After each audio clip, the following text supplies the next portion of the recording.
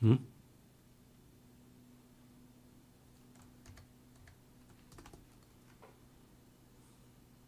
Ah.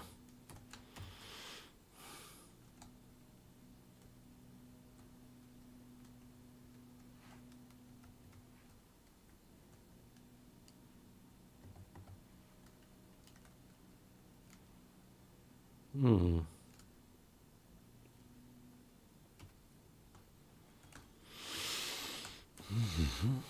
Hmm. Hmm.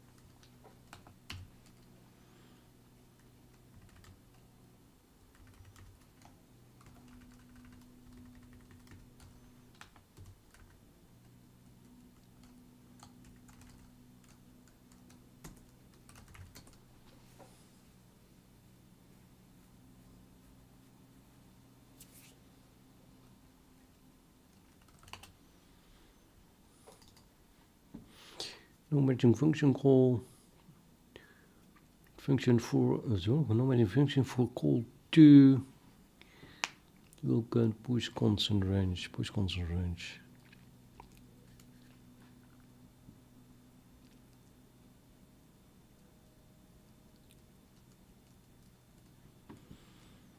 We do not have a default constructor. Interesting.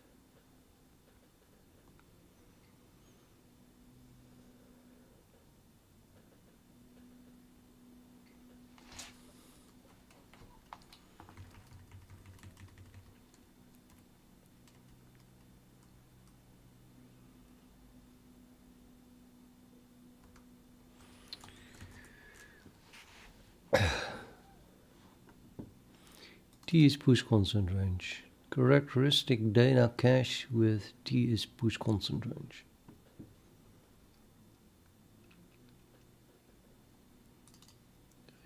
Required from.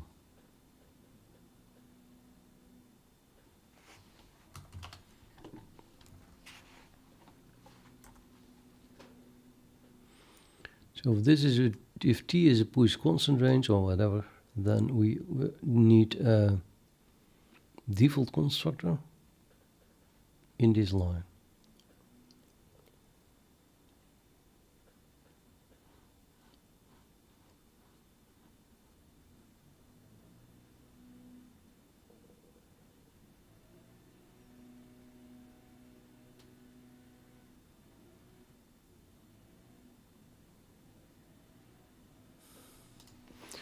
That is hard to understand.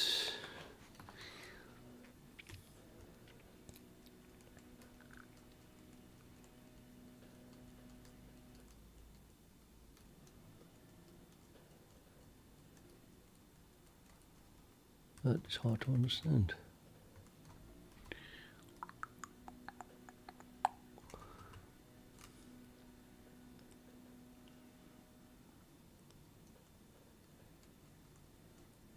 Would it be because of this line here? I created the characteristic data cache before.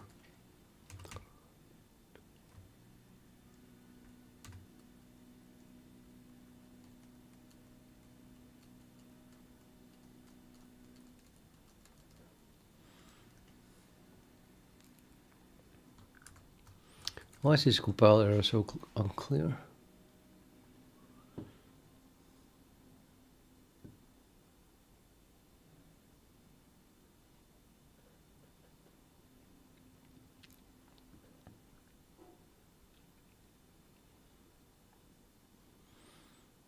Well, this is where it actually is needed. Ah, right, I see.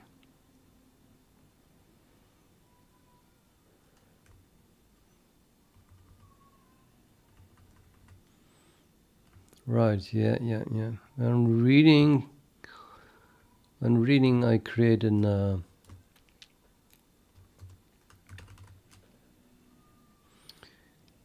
temporary object here, which is being constructed with the default constructor, and then we call XML on that, and then the result is added to the container like this. So container add says, just set does insert value, takes an L value.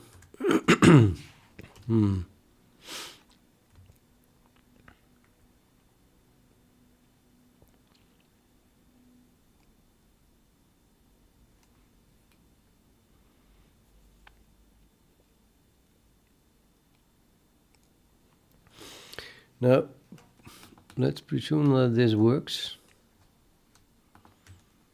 Then that range has to be filled by this function, which doesn't exist, by the way. We are going to call this function. Maybe we should look at this function instead. It's kind of the same thing.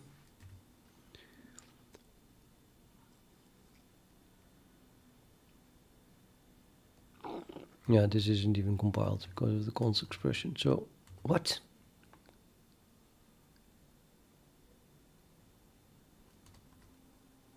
Oh, yeah, okay. Complaining about this. I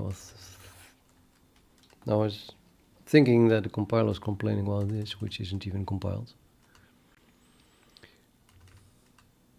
So I need to serialize specialization for that type here.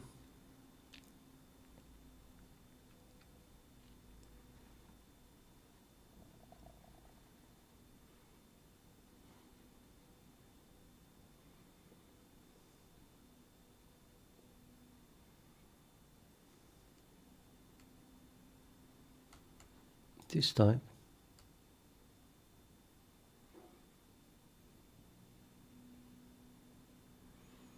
No.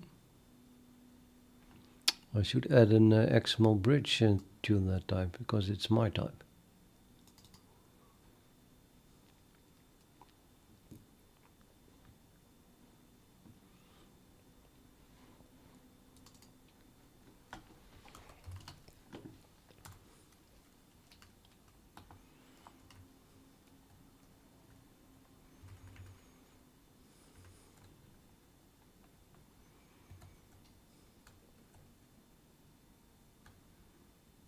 Yeah, okay. Required for XML serialization. And then I'll add a default constructor, I guess.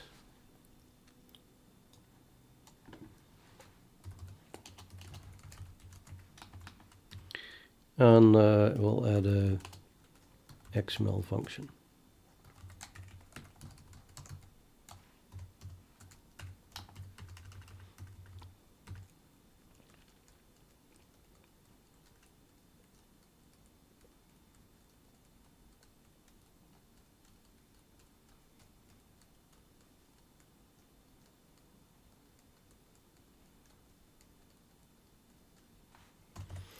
Yeah, and then we have to implement that.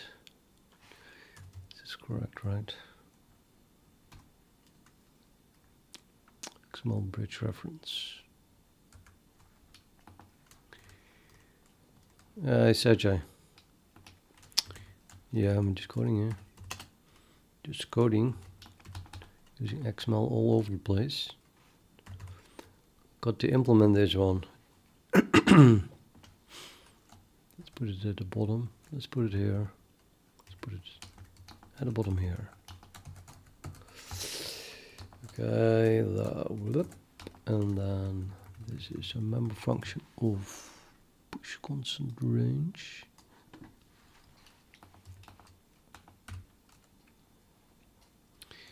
It is 10:35 a.m.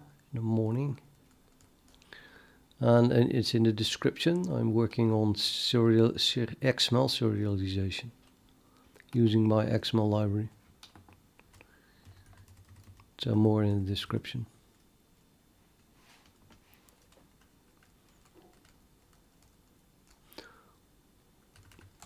So to serialize this object here, we have these members. Let's paste them here. And I need to call node name on it. And I'll just use push constant range for it, except when push constant range also exists in Vulkan. And it does. I'll need to probably use a different name then. I'll just use lowercase, I guess.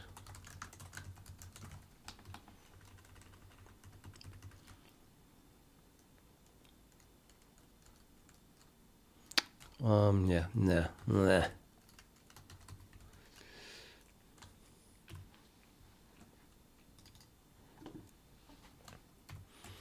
Oh god, type index. How can I serialize that? Not at all. One cannot serialize type indexes, I'm afraid.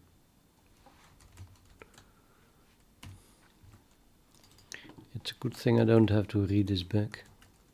Currently only really interested in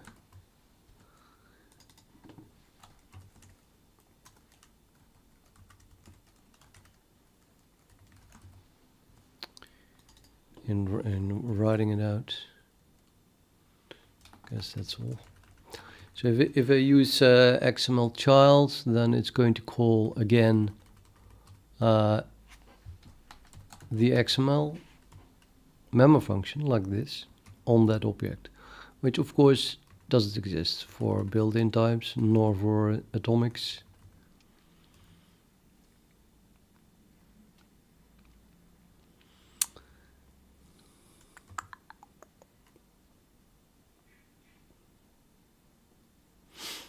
Is that true?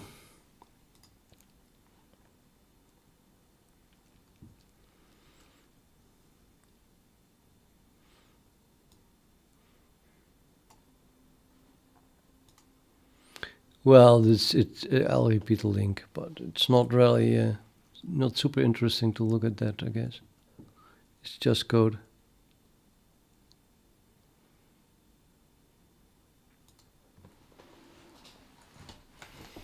Serialization is, well, that's my definition, is converting objects, so C++ objects or instances, into characters, and then preferably in a way that it is reversible, so you can read it back.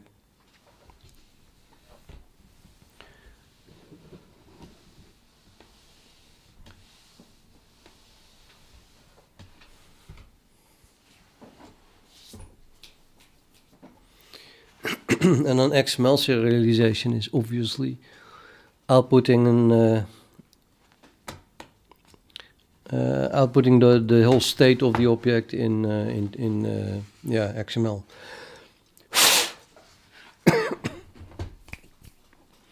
I'll show you an example in a minute as soon as it compiles. As soon as it works, I can show you the results. So.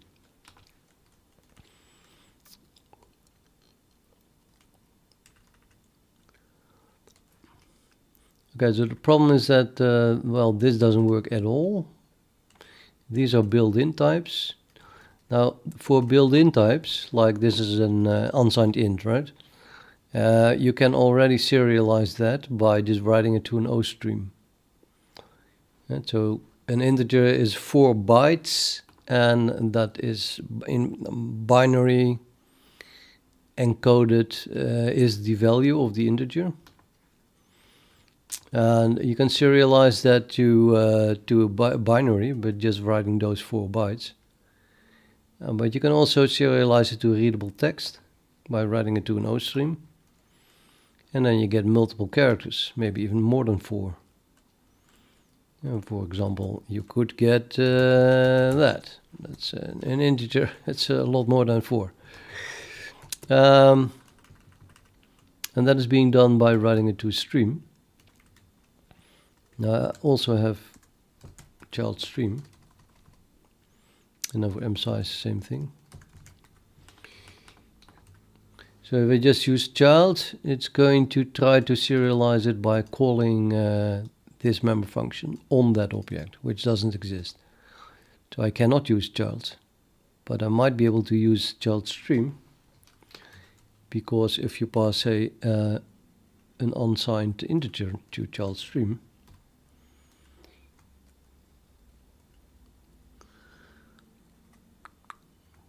you have to pass a name as well.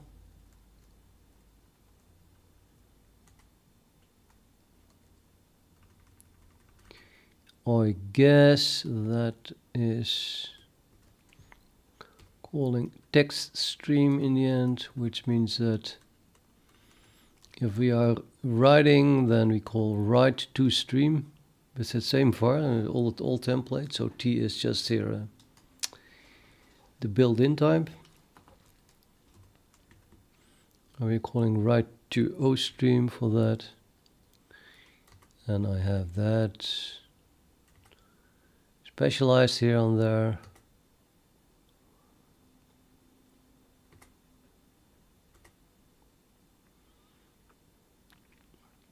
But if you don't specialize it, then you get the most general version, which is this one. And that just writes it to the OStream here. And the OStream here then is, of course, this string stream. You're doing OSS.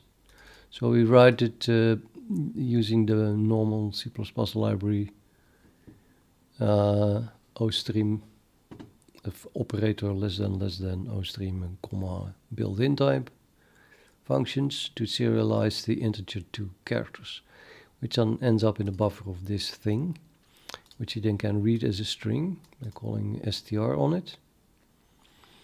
And then we do write child stream internally, which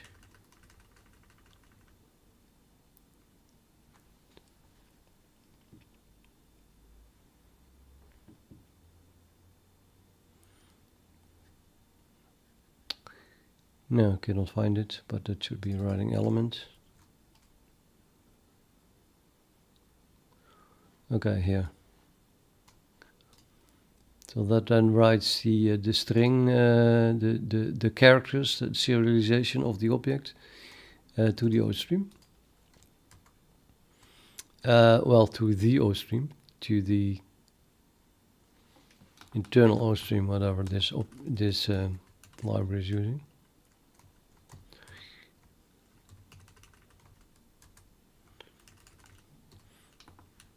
So this should work, but we need to pass a tag name. So I've got that. Let's call this and the offset, and this is the size. So this would produce offset 123 / offset in XML. Yeah. And we can also read it back. It's the same line, writes it and reads it back.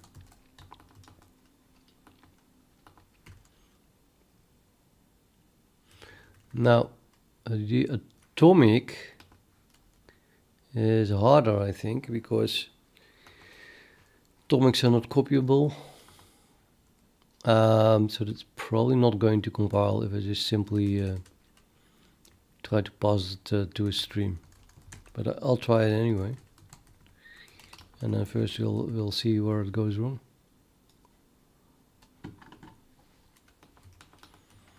And the type index, well, that is this type is standard type index. Yeah. I think it's an unknown type. I mean, it's depending on the compiler. The compiler that I'm using, it's a pointer, I think, a pointer to a typeinfo struct. And it doesn't make any sense to write a value of a pointer to disk, to XML, because that pointer might be a totally different pointer the next time you run the application, I think. So instead of writing, instead of writing a pointer, as in I would do with using a child stream, I could do this. But then it's just going to write a pointer, if at all. I might not even do compile. But what I really want to do is have a special treatment for it. So I cannot use stream, because stream would really just write a pointer to the OStream. So I'm going to try to use child. I think I have no other options. Yeah, we have child and child stream, and then we have children for containers. I think that's about it. Remove the highlight.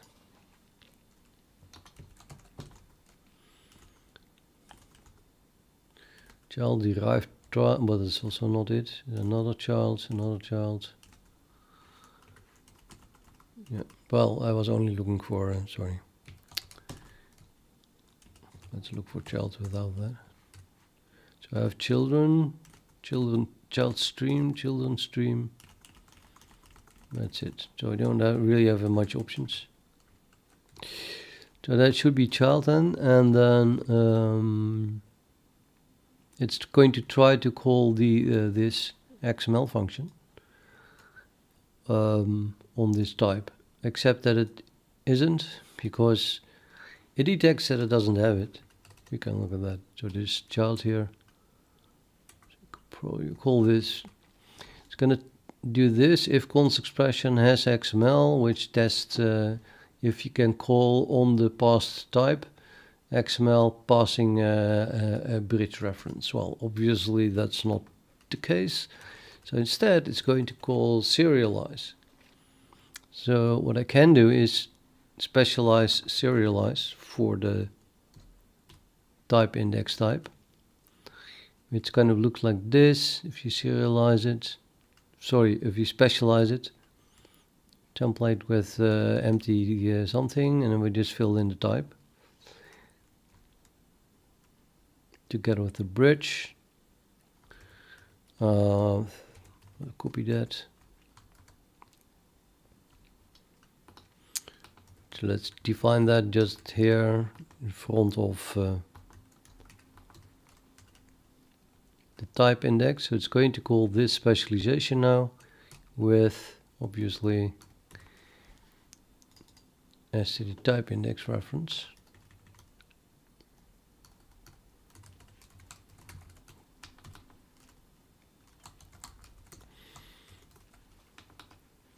Now, and then we can specialize how we write that. Can delete this, I guess.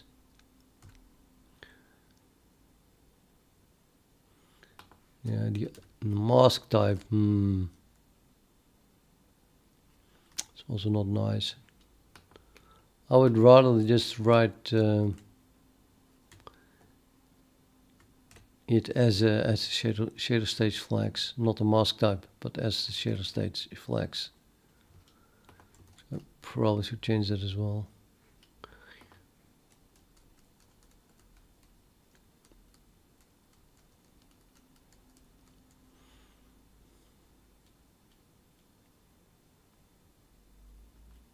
Yeah, I want to change that as well.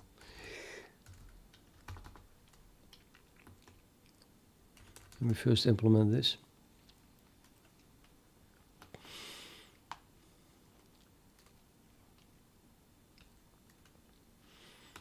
Yeah, before I forget, I think I also have to instantiate it.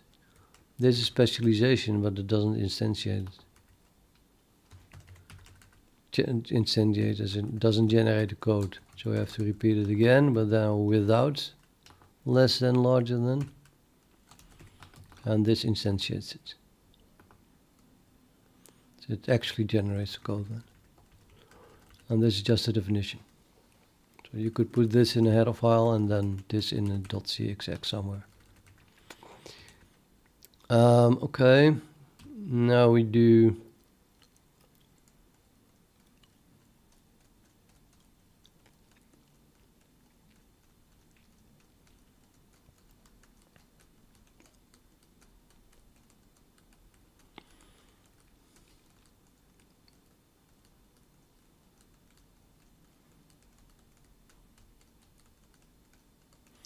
yeah, I can only write it, I think. I mean, reading it, I have no idea how to construct it back. And I'm currently not interested enough in rereading the XML. So I'm just testing if we are writing. And ignore the reading stuff. If we are writing, then I guess I just want to write so text stream. Why the hell is there no E in there? Is there an E in the text stream? There is.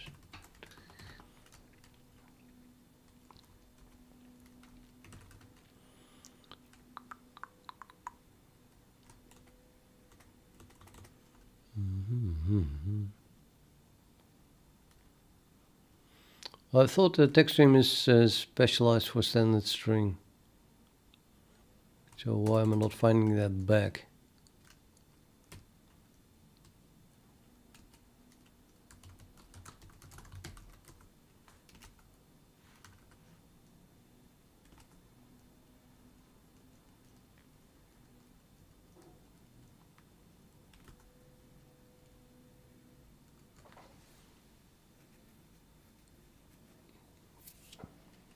So you can just pass a string to it.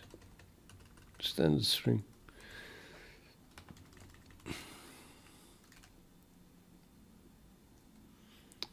Well, I'm afraid it might not work with a try to pass a character const pointer. So I'm gonna try passing a standard string. And then we initialize it with the type index, which I think has a name function. It's not going to compile anyway, so let's try this.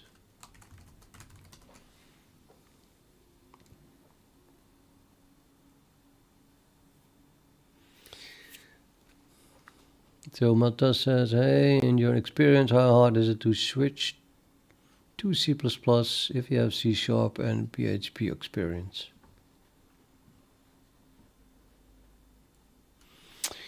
Well, in my experience, I never learned C# and I already knew C++ when I played with PHP, so I do not have any experience there. But I think you meant in your opinion.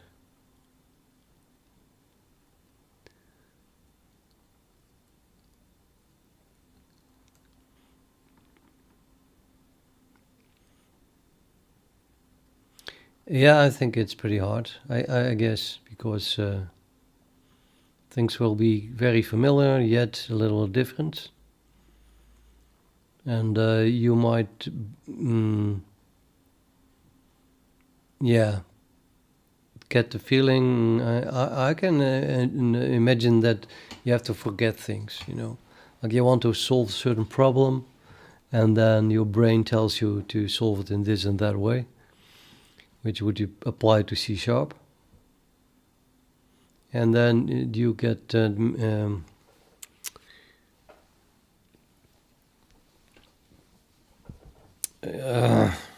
do you say that? Misdirected, put off. It's not the right words. Pointed in the right direction, in the wrong direction, rather. Well, if you had no experience at all, you would just not know it, and then you would just look it up and learn it. And I think that's then an adventure, as it were. You don't know something, you're curious, and you put time into learning how to do it. While if you already know a method, but that doesn't work in C++ because it's really C# or some other language, then it's just frustrating that it doesn't work in C++, and it's harder to put the time and the curiosity and the adventurous feeling into discovering how it works in C++. So that's why I think it's harder.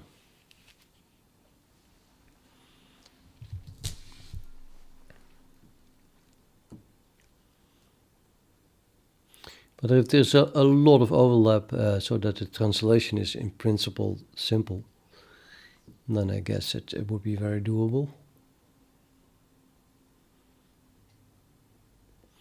XML had not been declared. Okay, that's super annoying. Yeah, I need a bridge for declaration.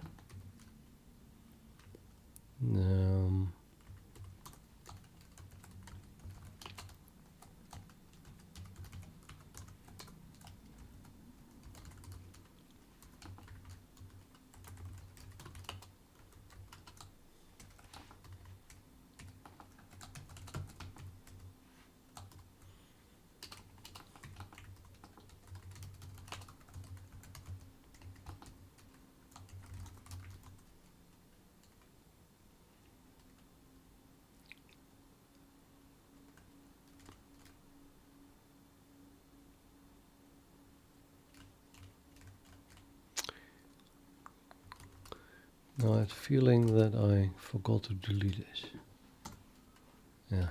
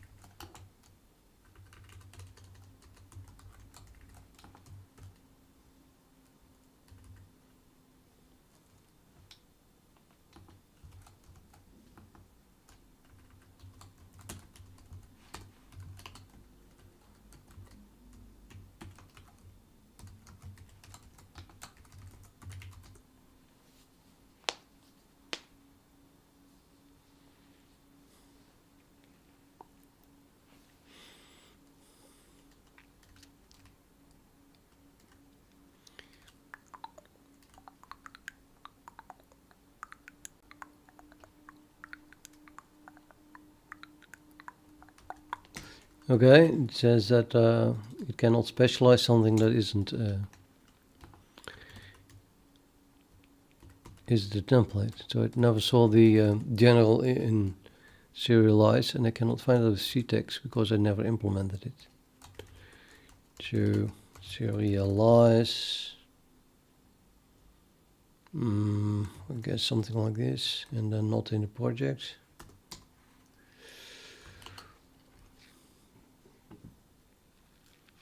But it should be here.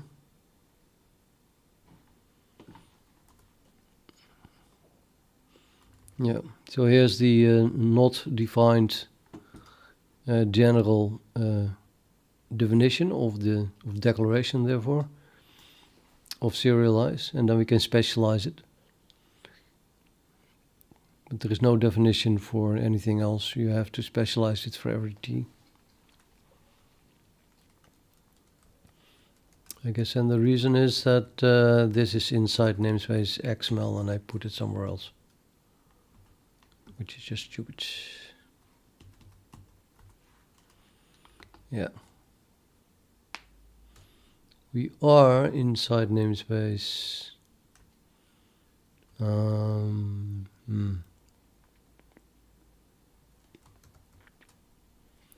Namespace Vulkan.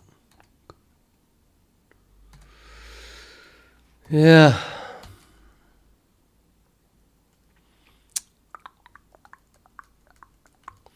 I'm gonna close Vulkan here, I think.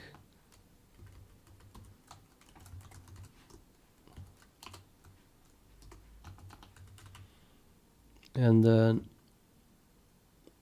repeat if def.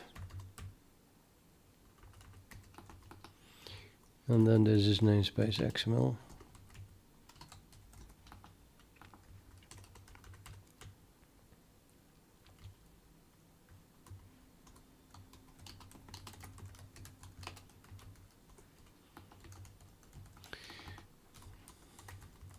And return to namespace Vulkan.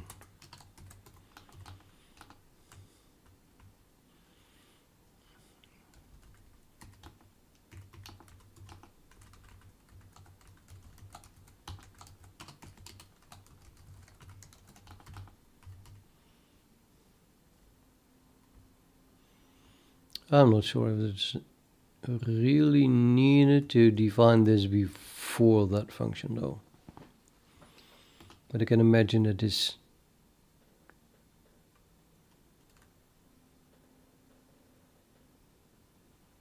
not sure though. Might not be needed. In fact, I'm gonna assume it's not needed and just begin with moving this up. And then if that works, then we'll fix it, I guess. So for now, just put it here inside namespace Vulkan.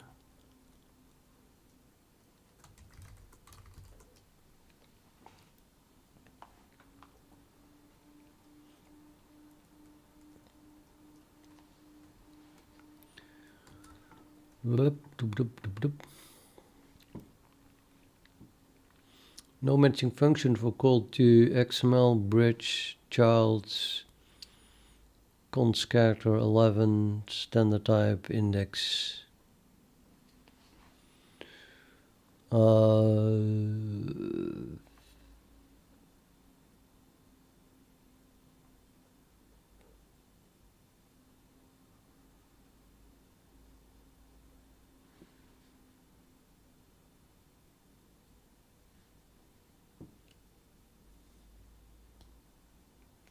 It's kind of strange because it is a template, so why would that not work? So then we look up the candidate that we think should work. Oh, right, yeah, you don't pass a name to child. So this is the one that should work, but I'm passing a name there because it came from the child stream. It's no longer. No, we're going to call this serialize here now, and then the serialize must start with the node name.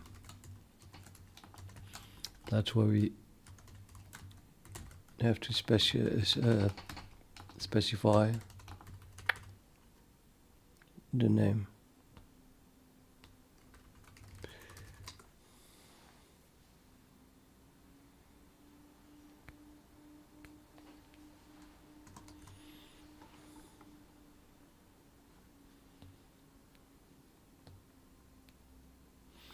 In instantiation of read from stream with T is an atomic,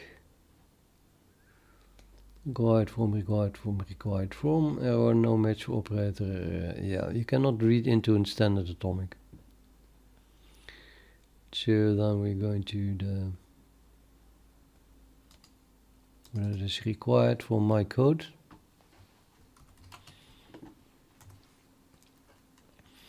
Cannot pass an atomic here.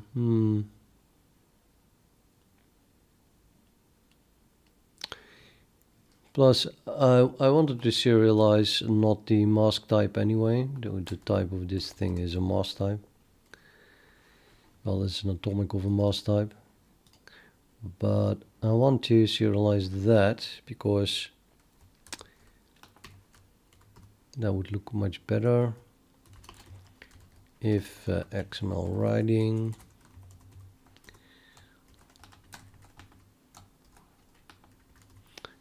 and then we can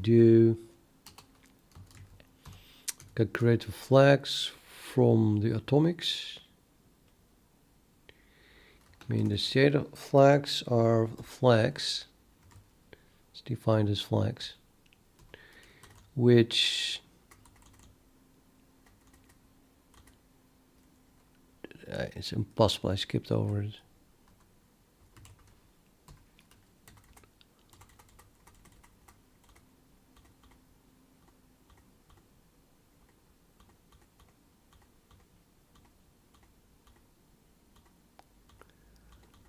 Oh, I did. Here's the flags. So this flags can be, this has a mask type defined, and you can construct it explicitly from the mask type. That's a constructor. So explicitly being just constructed. I really start hating this. I mean, it used to be like this, and then the constructor parameters, and in this case that would be that. Although I also really hate the default, so I'm gonna load it standard memory order relaxed. I'm an idiot. Ignore this. So, and then, yeah, okay, let's, nah, I don't know. Recently they made a change anyway, where in some cases the compiler can get confused. It should not get confused in this case. But in some cases it gets confused and then it thinks that this is a function declaration.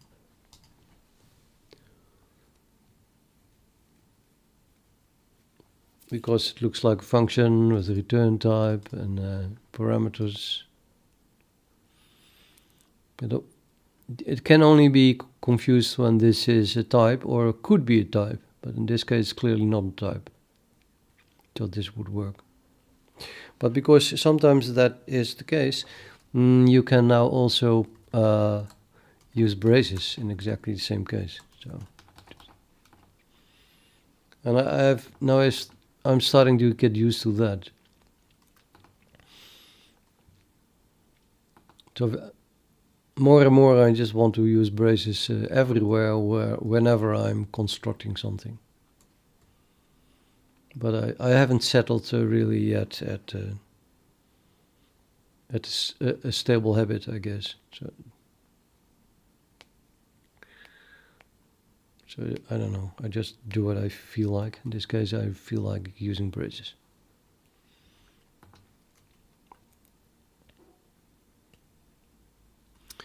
And then I can write that just using child, I think. Yeah, I think flags.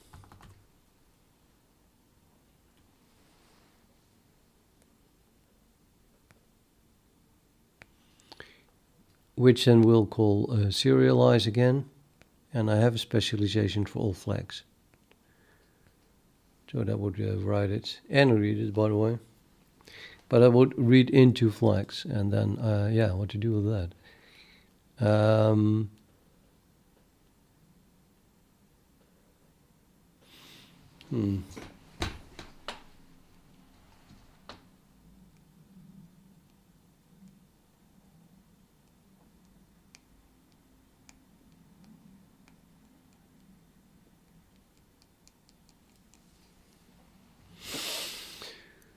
Well, maybe.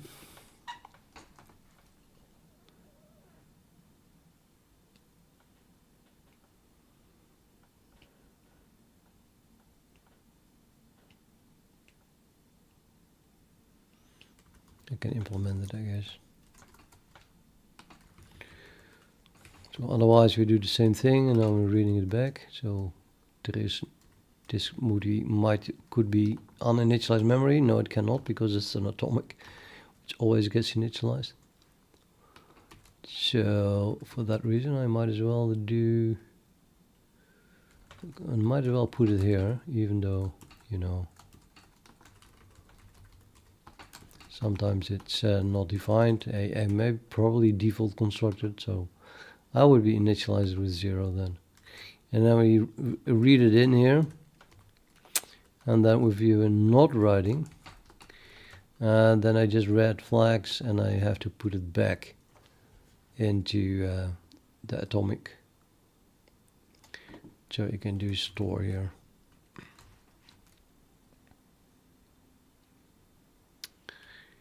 And then the value of flags. I'm again going to do relax, I think. But yeah, also the store requires, of course, the actual underlying type of the atomic, which is the mask type. It's still here. And the question is if VK shader flags will automatically convert to the mask type. I'm not sure. I think it's depending on a macro. So it might compile, and then somewhere else it might not compile. So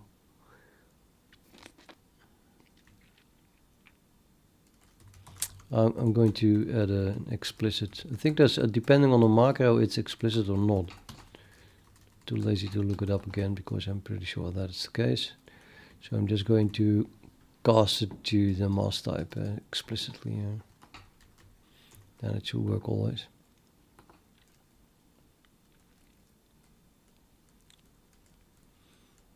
Hopefully.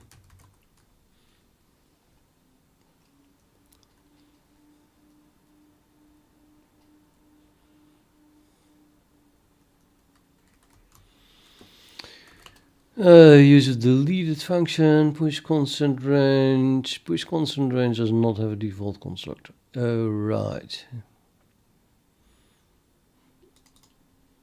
Yeah, it's because it contains an atomic, I guess. So I said use the default, so that is compiler generated default constructor. Default constructor means constructor doesn't have any arguments, and this default is something else. This is just the default as generated by the compiler, which in this case is none.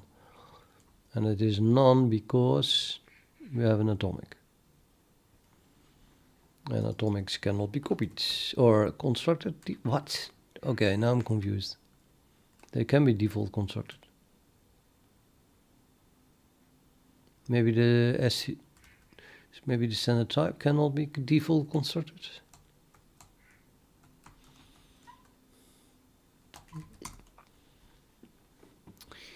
Blah blah blah. Implicitly delete because it would be ill-formed.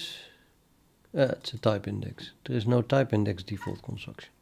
I thought it was atomic, but it's nonsense. Atomics don't have copy constructors or move constructors.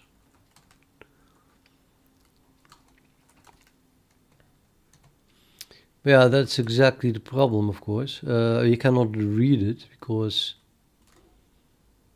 how are you going to construct a type index when you only have characters defining the name? I don't think that's supported in any way. Or is it? Let's have a quick look.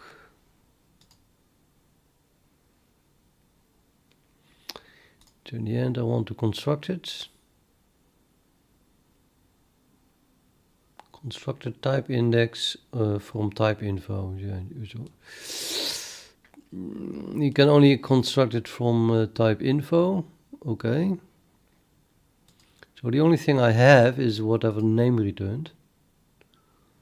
Returns the name associated with standard type, equivalent to calling typeinfo name directly.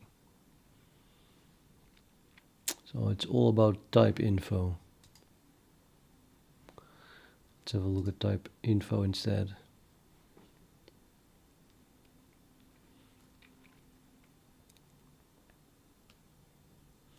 Constructor is deleted.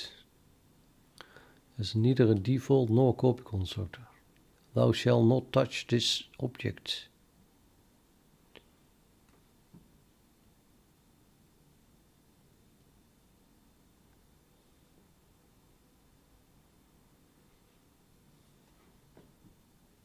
Yeah, so it is not possible.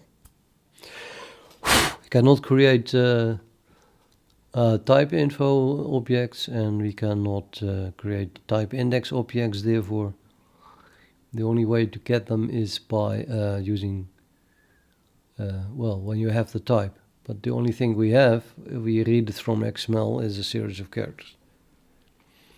So that would be quite difficult to convert that back, except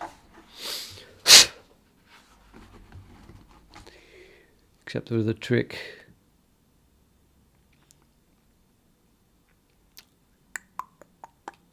I can just, hard code the type in. So we just look at the name and or the hash maybe even, but I don't know what the hash is. Hash code. Yeah, I could run over all possible types. And then that's not even that bad of an idea. Let me think. No, it's a pretty bad idea, I think.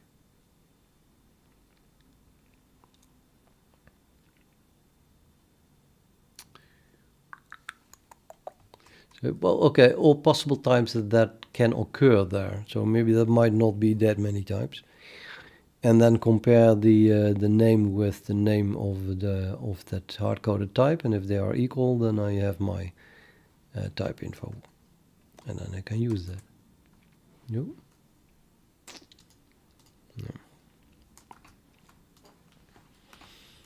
Which then raises the question: what is this? What can this be? And it is the type index of the underlying push constant. My push constant. It's a user type, so there's no way I can run over all types.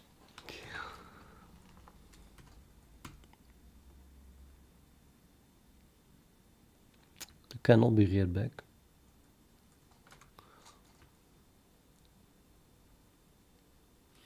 Yet, for writing, for using the library normally, I need to have a default constructor. Otherwise it doesn't compile.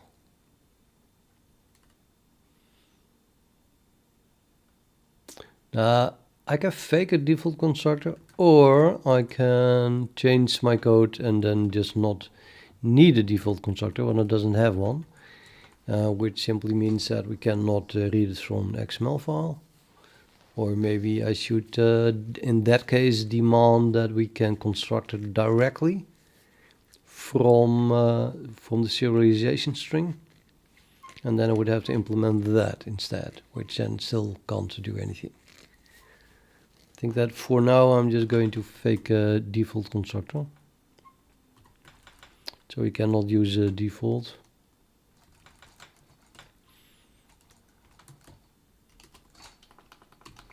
Let's do nothing. Oh wait, even that is not possible? I would still imply a default constructor, of course. Yeah, I have to explicitly use one that exists. So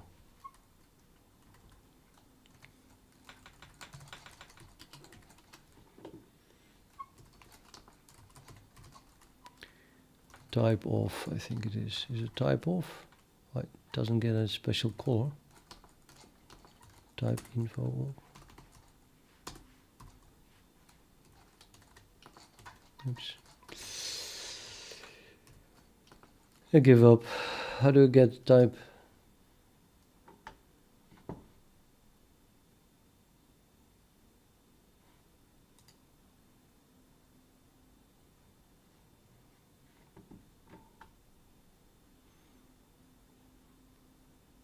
No examples.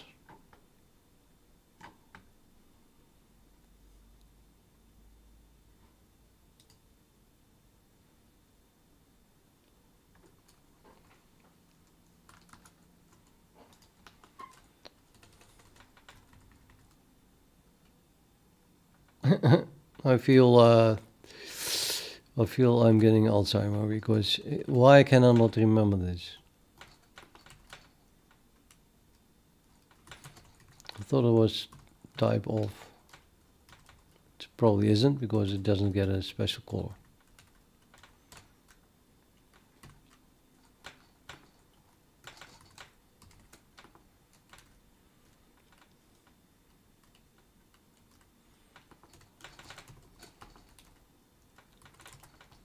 Random type.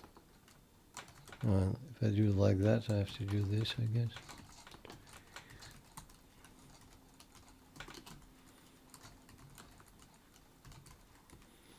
Fortunately, I can grab all of my code. That's what I just added. There is no neither this or that. What? Type of. It's not my code. Also not my code.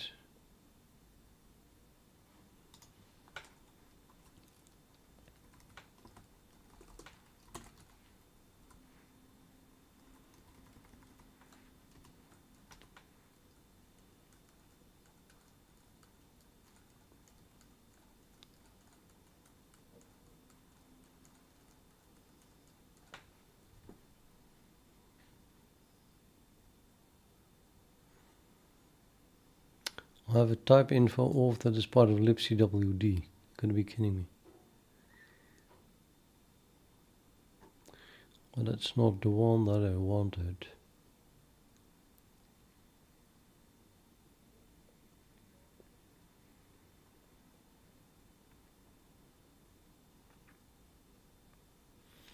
Okay, now it gets worse and worse. I cannot even find it back here using grep. Sorry.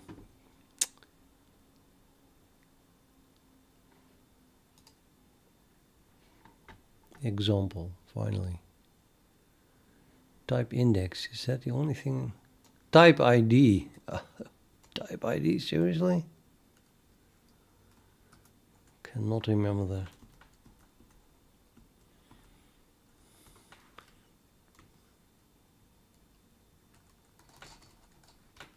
Yeah, that gets a color. It's type ID. Yeah, I didn't know that.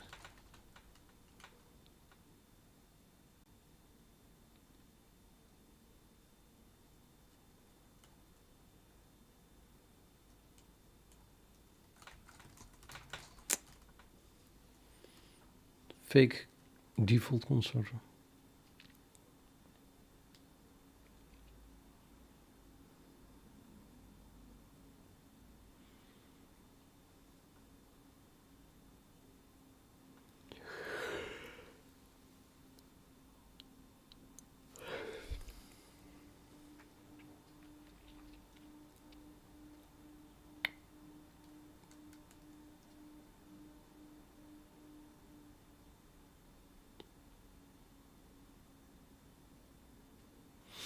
Undefined reference. Undefined reference to XML Serialize overloaded for VK flags, shader stage flag bits.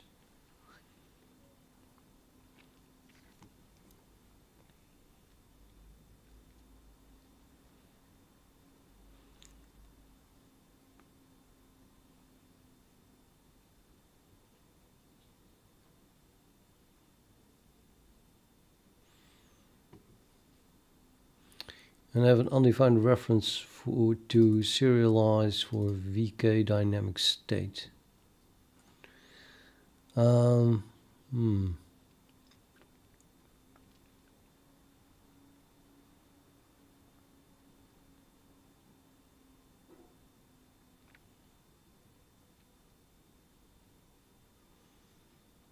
I guess this one is simply never defined, but the flags, I should have an overload for serialize for any flag.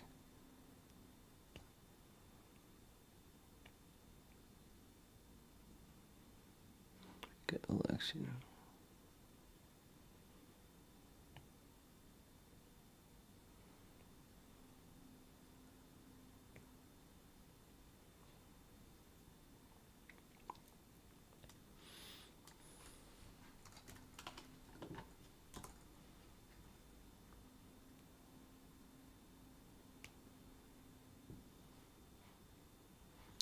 Although it's not here. What the?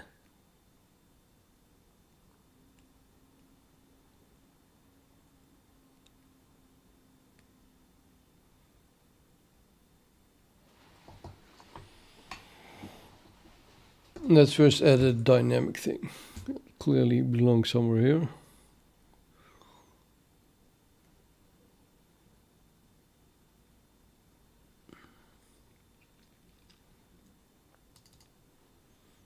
VK dynamic state. Okay, let's add that one at the bottom or something.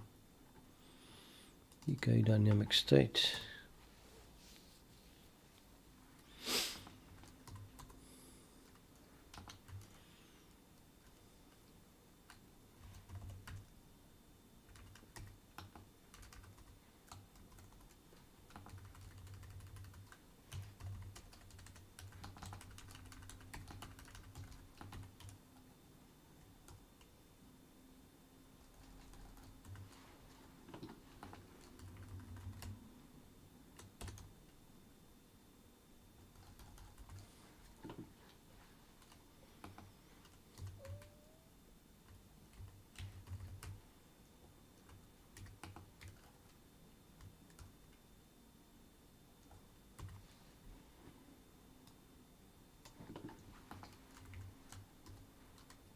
What? It's an enum.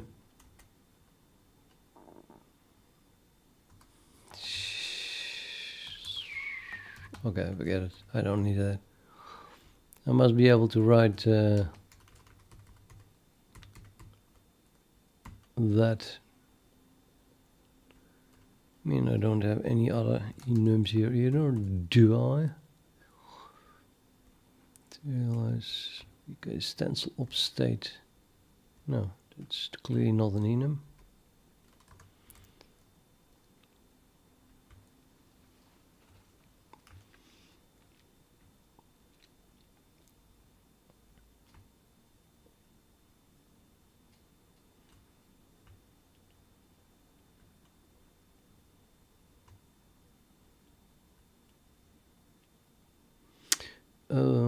I should use child stream for enums. Okay.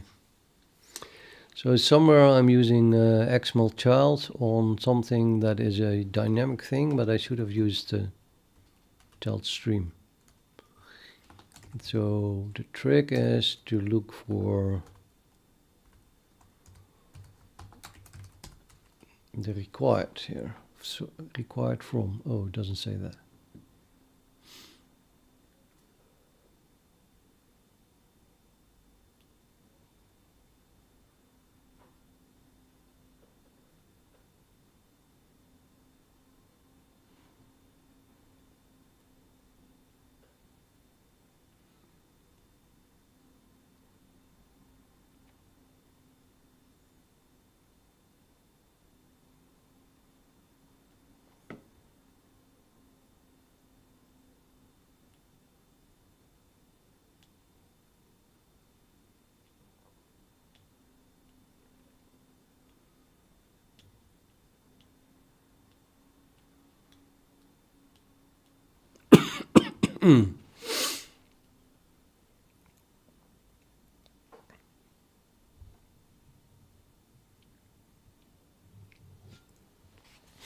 Now, how do we find that back?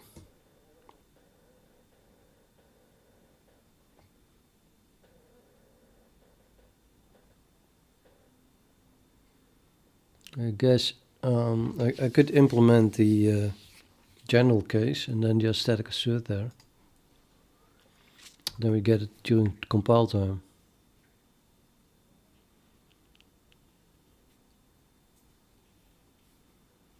Yeah, I think that's just a good trick.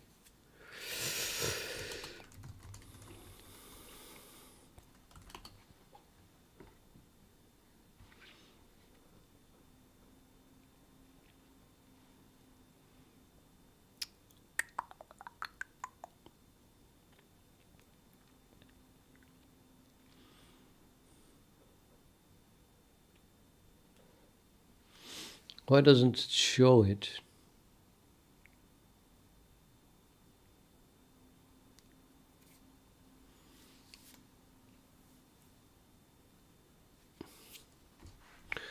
Because it is defined in XML, I think.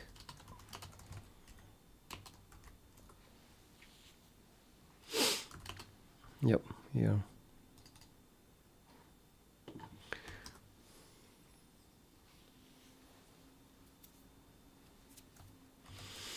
Okay, so let's add an implementation here that says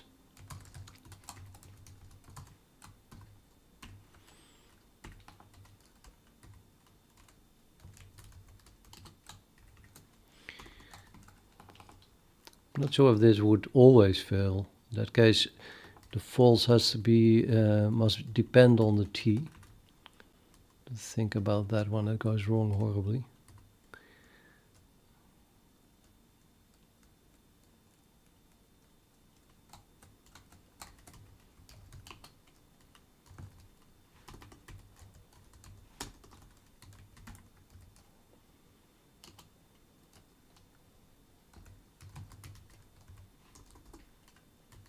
Serialize for this t.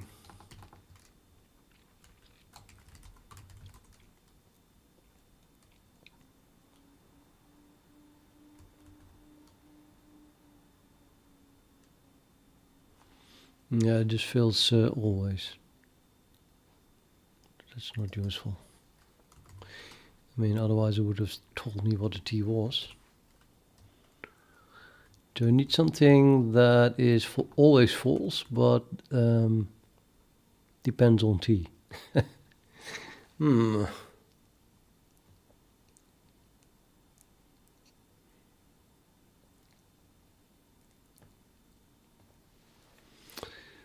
Is it not a standard void type for that?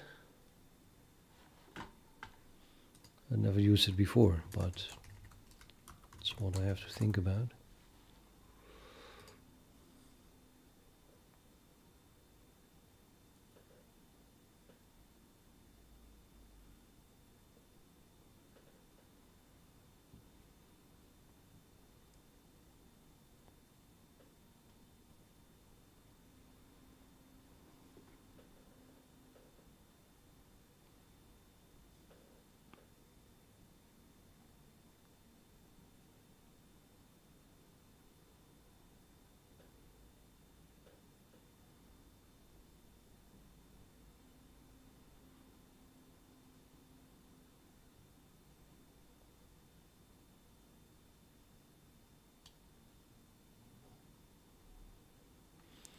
I think this is just void, but only if this exists.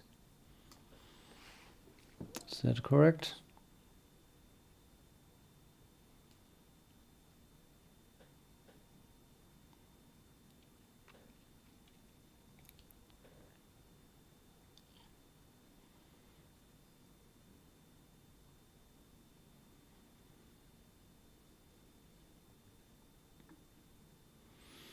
So that's not what I want. Yeah, I need some kind of concept, I think, but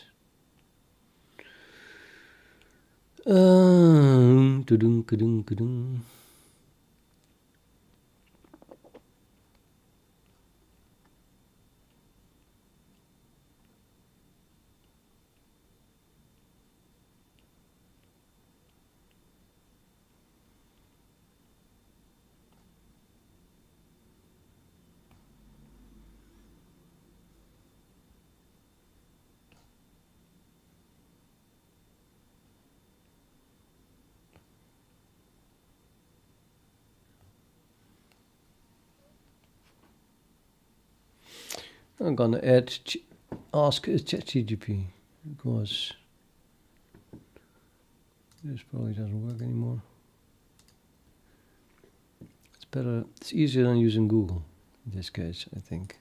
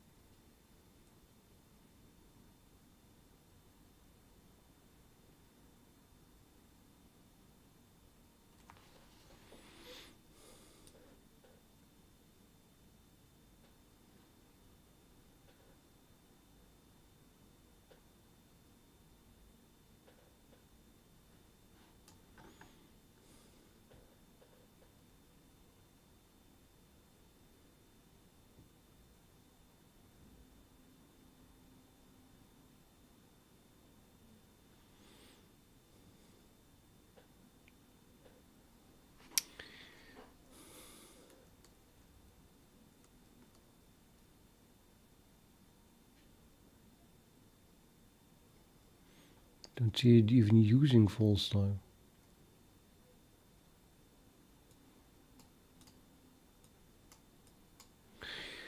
No, I don't know what it's talking about, but false type has something like, I mean, it's talking about false type, gives an example, but it doesn't use false type. And it talks about the false type template specialization, which I do not get. Give it one more chance here. Can you give an example of this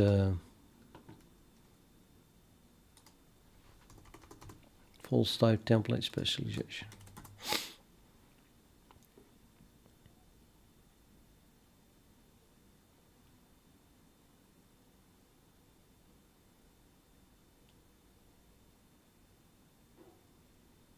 No.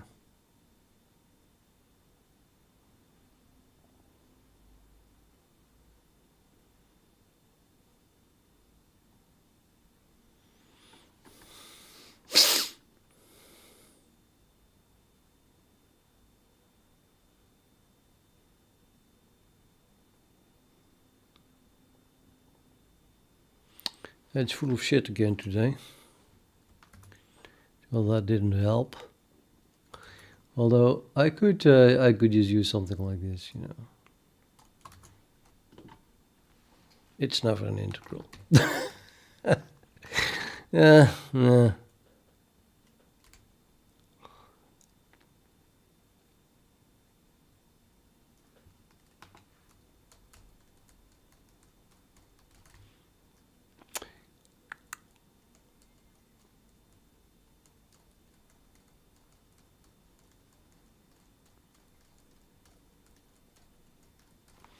I'll give standard false. But it is so wrong here. But I know, man. If it doesn't exist, you can keep asking, and it keeps entering, but you will never get an answer. That's super annoying.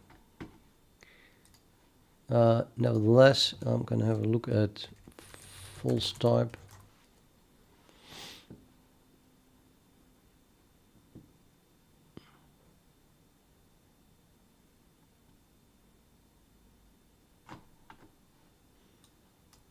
Nope.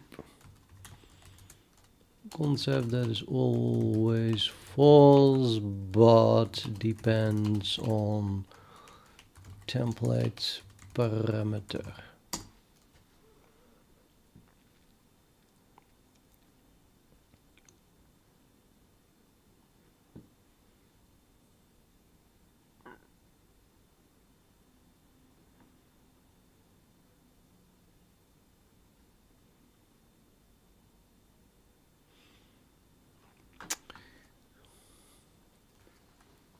Don't see it.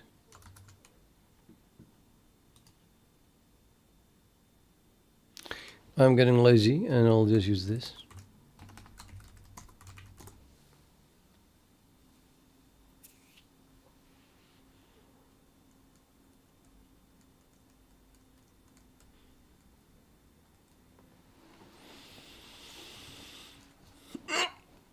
Okay, so here we have it.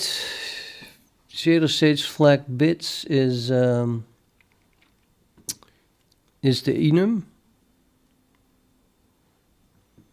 and we didn't specialize it.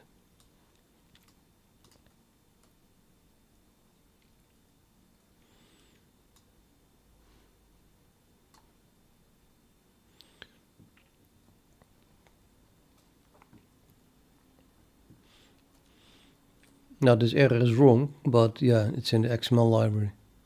I could give, I could even specialize it for all flags and then change the static assert into please use child serialize. Maybe I should do that because you know my memory. Otherwise, I have to remember that if this happens for a VK flex type, that's what I did wrong.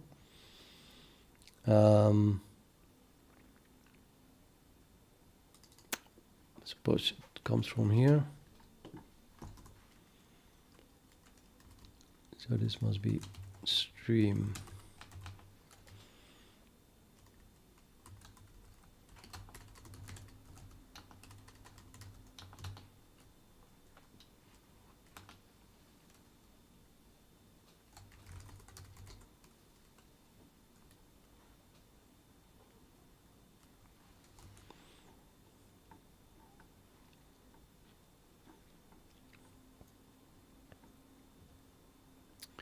Or does it? What the hell? Read from stream with... Nope, it's not stream. No, it should not be stream. Okay, now I'm confused.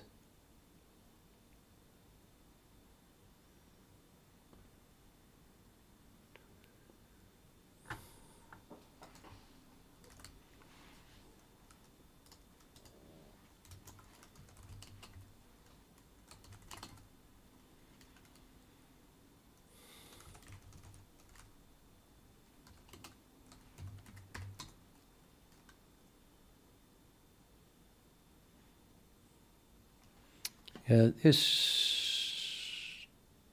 is a stream.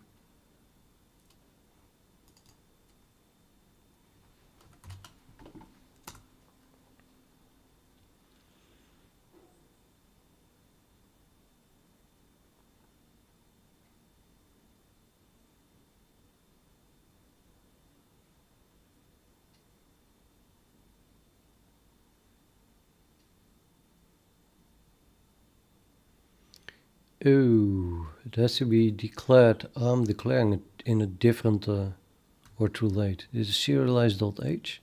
Maybe I'm not even including that. Maybe that's a problem. Maybe that is a problem, which means that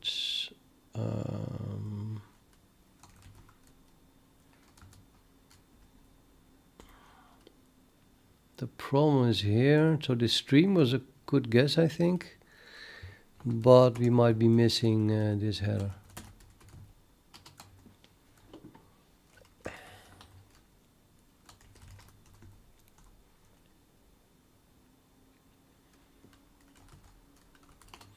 On the other hand, I'm including XML.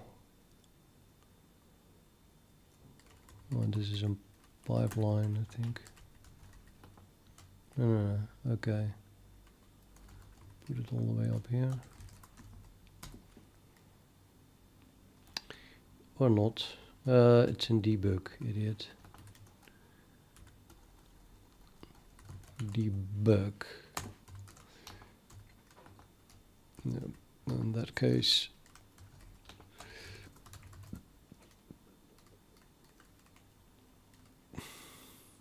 Can't say that the compile errors are very clear.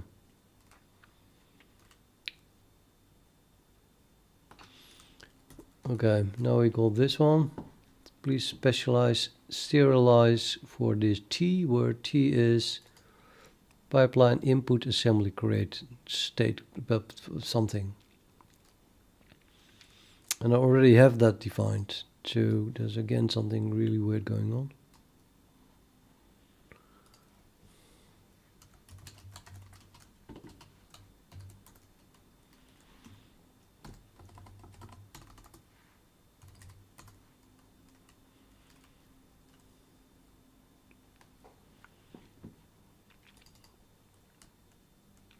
But it is specialized in serialize.cxx. So if then I get a complaint about this in this one in FlatCreate, I'm doing something on FlatCreate that I should not. Apparently, you cannot serialize stuff from other files. Right, in instantiation, required from here.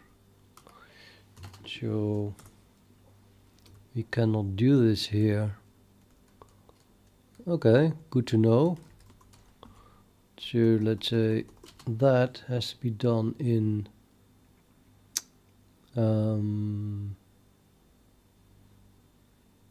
XML Serialize, which now I've got the name of again. Or is it here?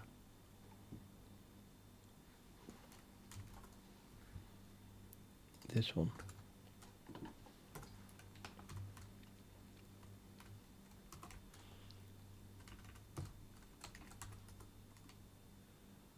Or not.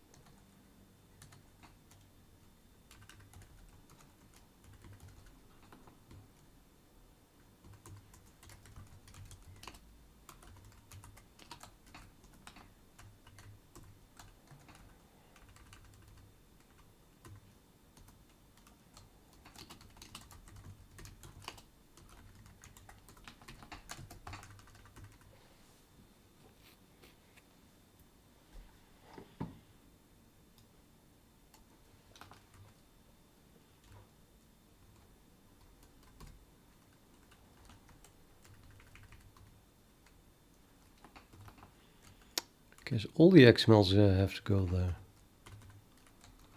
Oh, that's nasty.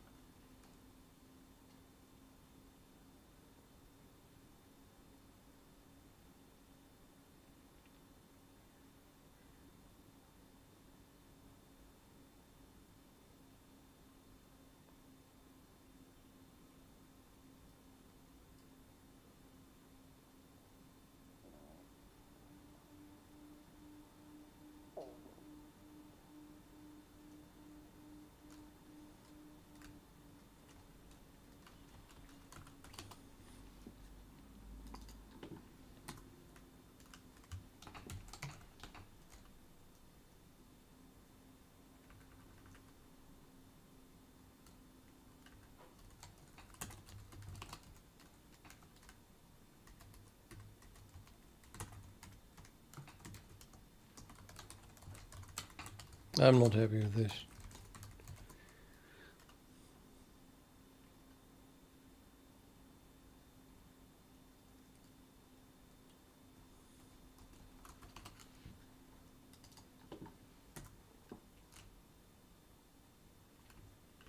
So it's in pipeline, is it?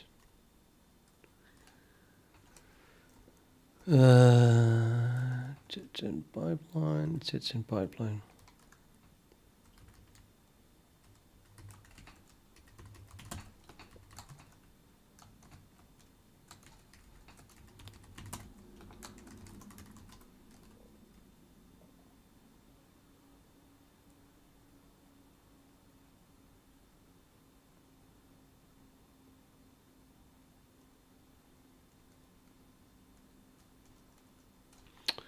Oh, we only got a lot more of them.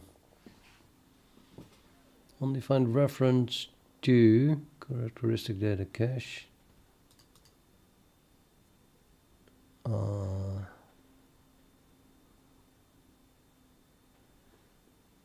Undefined reference to characteristic data cache.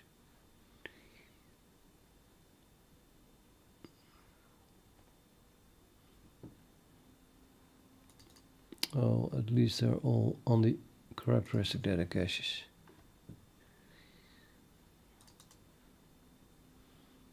Undefined reference, yeah.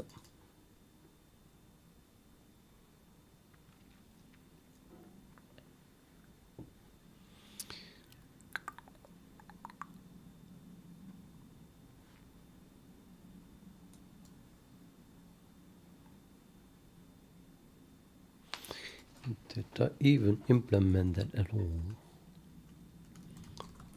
Characteristic. What's it called? Characteristic data cache. Does not have its own head file. I put that in. I don't know.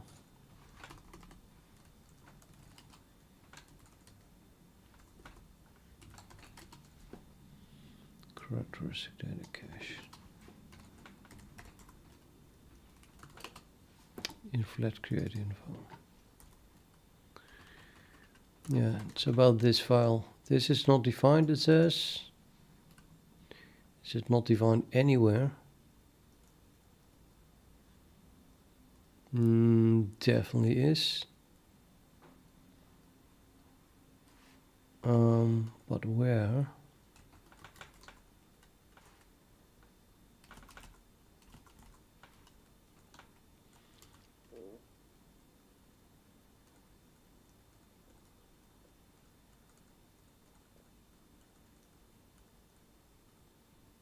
What the hell is this?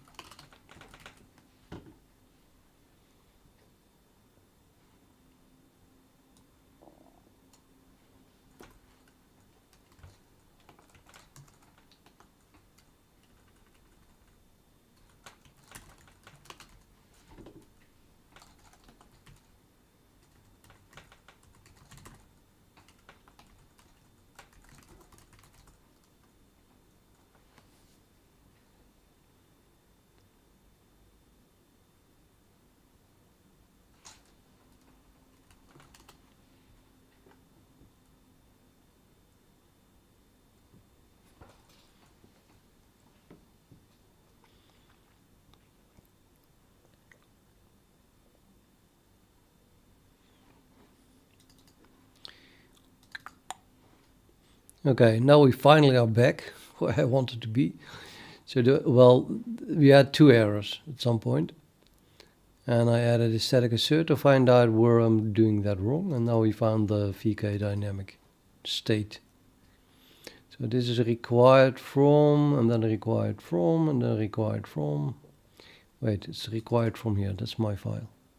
Well, this is also my file, but it's XML. Or maybe it's this one. I think this one.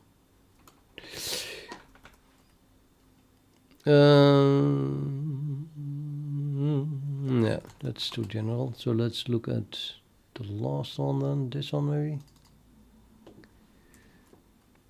Yep. So the... Oh, wait. Okay.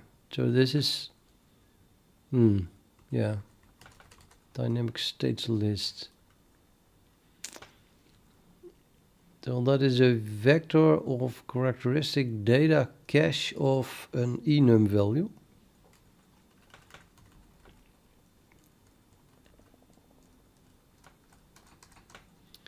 But characteristic data cache has a...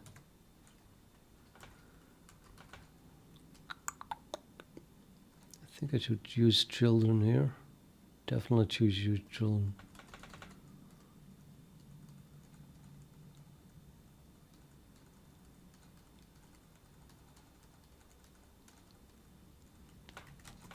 It's more difficult than I thought.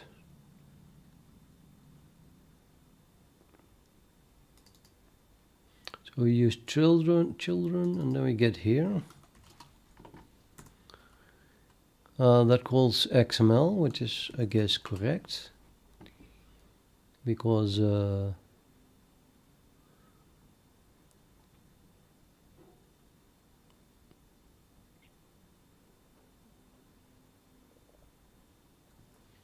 I don't see the cache type here anymore, but so the last one, line 771, which is here, and then we go up to the next one required from here. And then I'm doing here called children on vector with the type does not have an XML.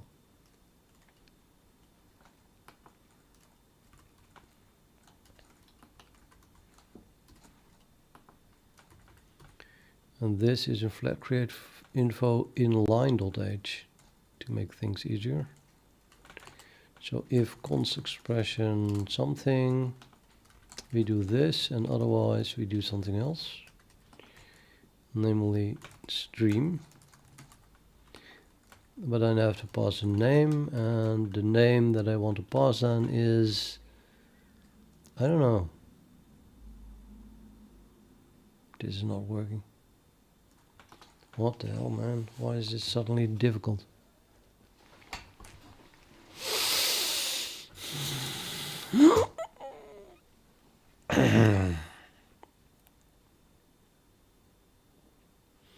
So T here is a enum, and I want to write a vector of enums. Now if I just call children, it's going to call XML or serialize rather. I could still specialize serialize.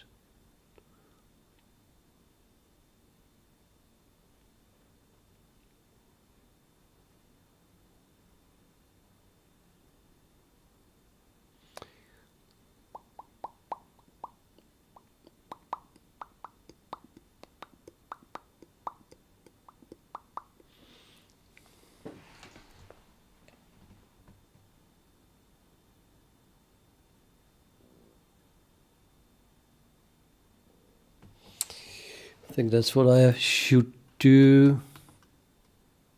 I think that is what I should do.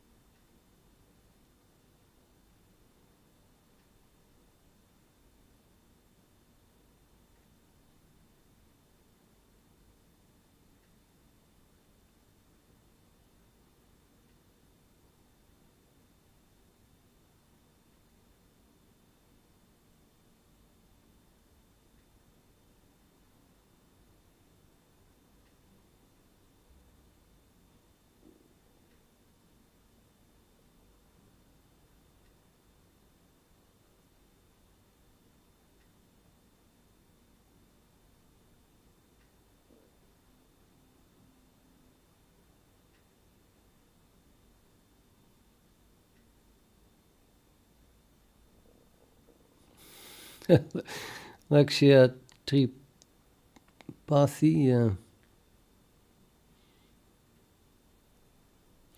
What should you rethink then?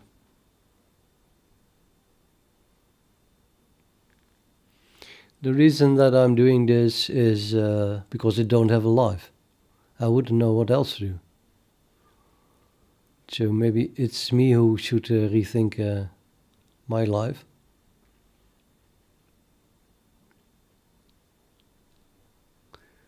It's all I know, and I have gone through, well, crisis, a bit too big a word. I've gone through crises, but not I can not related to this. So,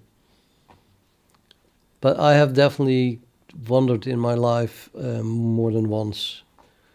You know, if I'm not wasting my life by doing just one thing.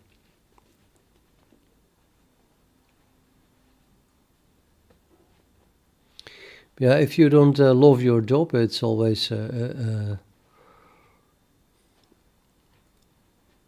worth to consider, changing your job, because you might end up in a job that you really love, and that would be a good change. But don't look at me then, because I think that because I'm such a because I'm such a perfectionist. If I start something, I want to do it, perfect, basically. So I put all the time into it that I have. I cannot do half a job and then have fun the rest of the day, if you understand what I mean. So I ended up doing as much time as fits in a day, 7 days a week, the same thing, because what I do, I want to do good. And I'm not sure if that's the right way people should live their life. It is a way to get good at something, but only at one thing, of course. But let's say if I had children, sometimes I look at like the chess players, the top chess players of the world. Well, those might have fun. I mean, the top 10, they have a life that is probably worth living. They're famous. They are well paid by these days, at least. In the past, even the world champion was hardly paid anything. But these days, with all the advertising going on and the internet and stuff, they can ask very high amounts of money. But only if you are in the very top. So, who is in the top? In the very top of the chess world? Well, the only people that started playing chess when they were really young, 5 or 6 years old, and then did nothing else. They don't know anything else than chess. They don't have a life either. If it's not chess, they have nothing, absolutely nothing. Maybe a little bit exception for Magnus Carlsen, who is currently world champion. I've seen him put also time into getting a little bit alternative career. I think he's a model, so he models for photographs. Well, not much experience needed, and of course he's heavily leaning on his fame, how famous he is. But yeah, I don't know how his model career would go if he suddenly could not play chess anymore. So he dropped and he fell on his head and he couldn't play chess anymore. Would they still want him as a model? I think it's... Personally, I don't think he's that handsome, so I don't know. It's probably more because he's a world champion chess that people like to hire him for that. So what I was saying, if I had kids and they were like interested in chess at that level and do absolutely nothing else, and then you look ahead and you think, yeah, I have other stories, by the way. So in the Netherlands, people are soccer crazy. And there's a lot of kids that, 10, 11 years old, and they are kind of good at a local soccer club.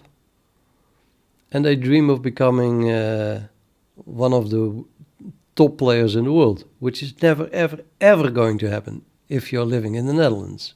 Unless, maybe we had, I think, one top player in the Netherlands. So, but it's just, the chance is so small. And at some point, they just, they make that their life and they do nothing else. They go to training, their dad has to drive them around to tournaments, and then at some point they finally reach the level that they can compete outside of the Netherlands. And then it turns out that the level in the Netherlands is so low that they should have trained harder. They still went to school in the Netherlands because you have to go to school and learn. And so other countries, they can be completely devoted to one thing. They don't even have to go to school anymore. And those are then so much better that you don't make any change anyway in that field. So, yeah.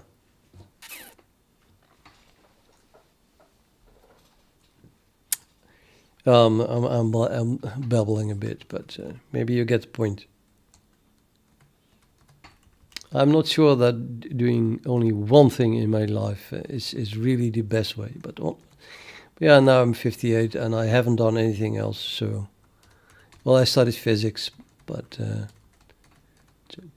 I did mathematics and electronics and physics and and stuff like that. But it's not just computing, definitely not.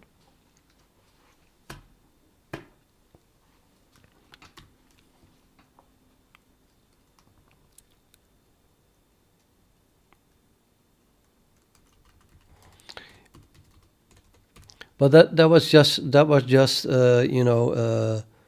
being critical on my own life, right? It's nothing to do with actually your question. I think it's definitely worth considering trying to get the job that you love doing. And once you love your job, there's nothing wrong with doing it 24/7. If you feel like continuing after hours without getting paid and also working on it in the weekend because you're just obsessed with your work, man, go for it. It's a good life.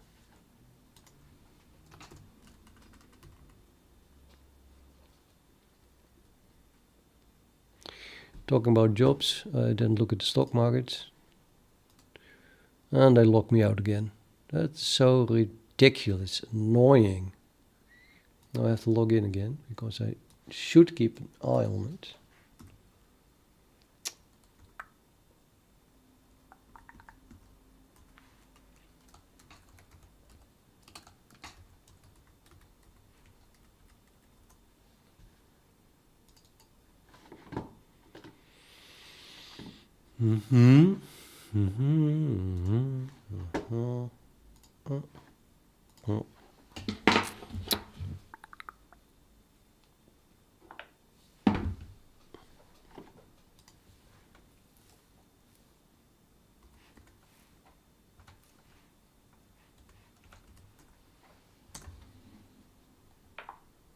Minus 12 euros. Oh. Well, Etienne is doing well. So I'm not going to sell it. I think it's going to go over 1500. And the other one.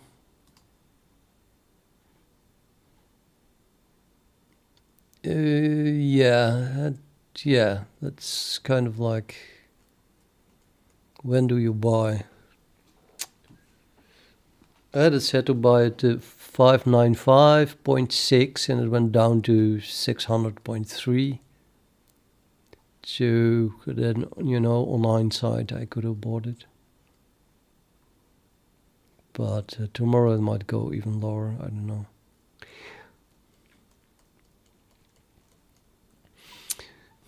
I think my strategy is based on day trading, and currently I'm not looking at the charts anymore, so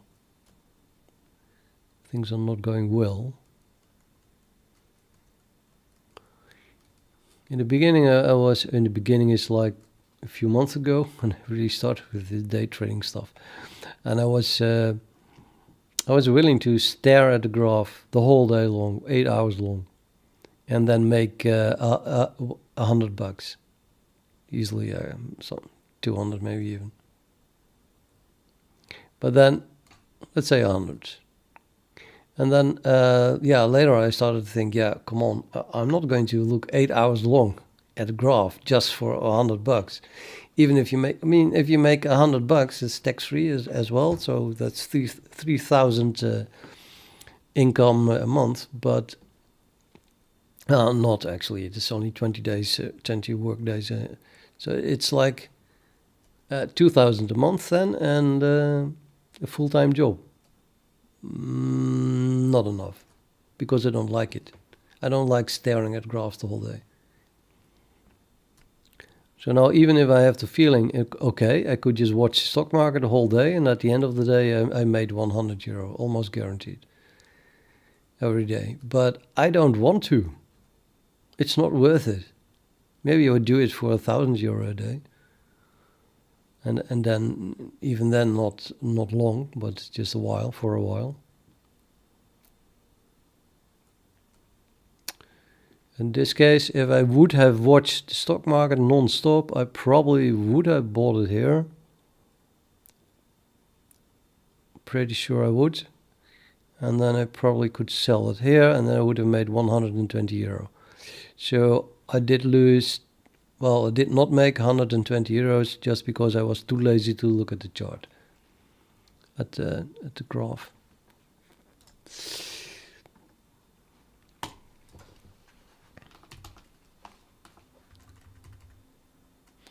What I should be doing is writing a bot. If I had a trading bot, I would make €100 easily every day without any time, because the bot would do it for me.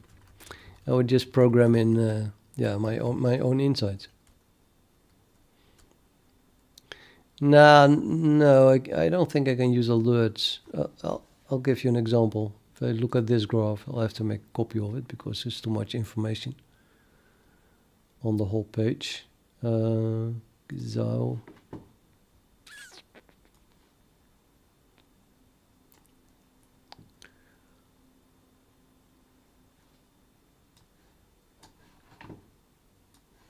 So this graph, here's the current graph.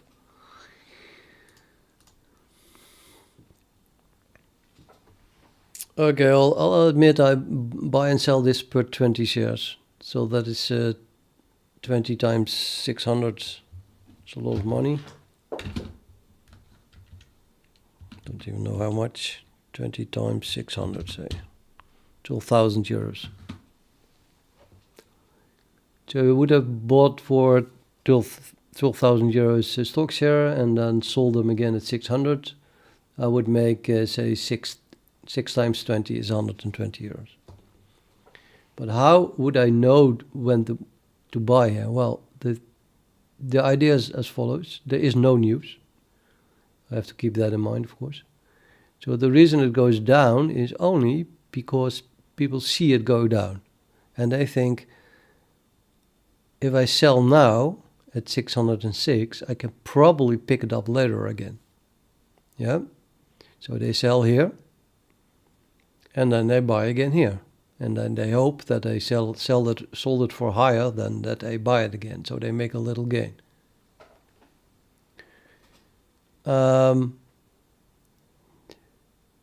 But this is not going in it's going down because at the top, it's like, yeah, but is it going down? And then it goes down. Yes, it is going down.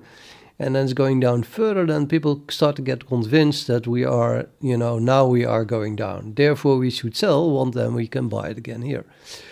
So it amplifies itself psychologically. However, the lower you go, the less chance there is that you will actually make money. For example, you could sell here, but then you really have to buy it later on before, it goes up again. So if you would sell at the bottom, then yeah, you won't make any gain. And you only run the risk to miss going up again. So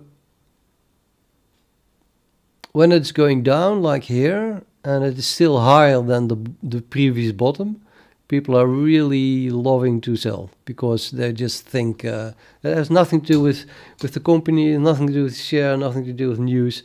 It's just, it is going down, therefore we sell. So it goes down, but then it goes below a certain level. People start to think, well, now it has gone down so far, it's not interesting anymore to sell. And the result is that then it starts to flatten. And at the moment it flattens, we have reached the, local bottom. It's now flattening. It's not going down. People refuse to sell anymore because it has gone down so far, they don't want to sell anymore. Yeah, based on what I just explained. Therefore, then it goes up again because now the bottom has been reached. Now all those people that have sold here think, oh, yeah, it's not going down, it's a bit vague here. It can, of course, go either way. Either this is now the bottom and then it goes up again, or it goes flat and then it starts dropping again because, randomness. And then people think, oh my God, it's going down again. And then it might, start another decline. So sometimes it goes like horizontal a bit and then it goes down again a little. But doesn't really matter because, in the end, it's worth about this. So if you go down like this, then it's going to go up all the way either way. So then you would sell halfway, and then you'll make gain anyway later on. So that was what I was gambling on. I was gambling on buying at 5.6. Which is 2% below the very top of that day. So that is like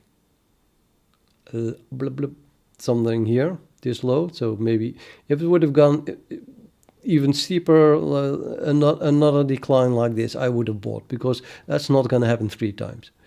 But that's an automatic buy. Well, if you watch the graph continuously, then you can look at the little peaks and I can just guess that this is going to be the bottom. From now it's going to go up. Not at this point. At this point it could still go down. But when you see this bottom, so that means this point here, it goes up.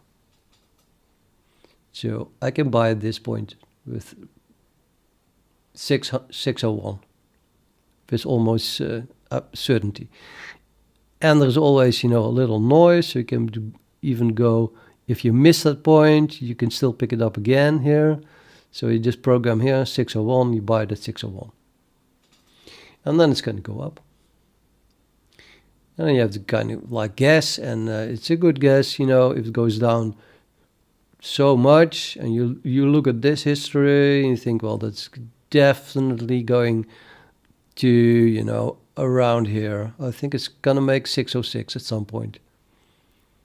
It's now temporarily going down again, but it's probably, coming back to 606. Okay, that would be 100 euros.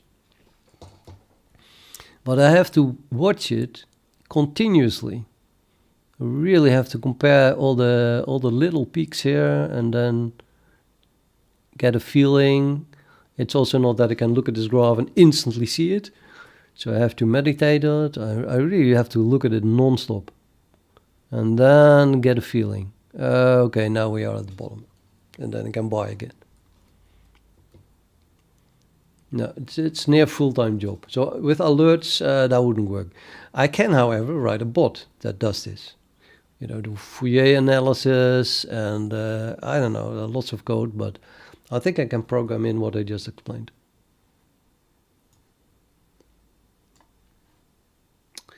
Let me close this window.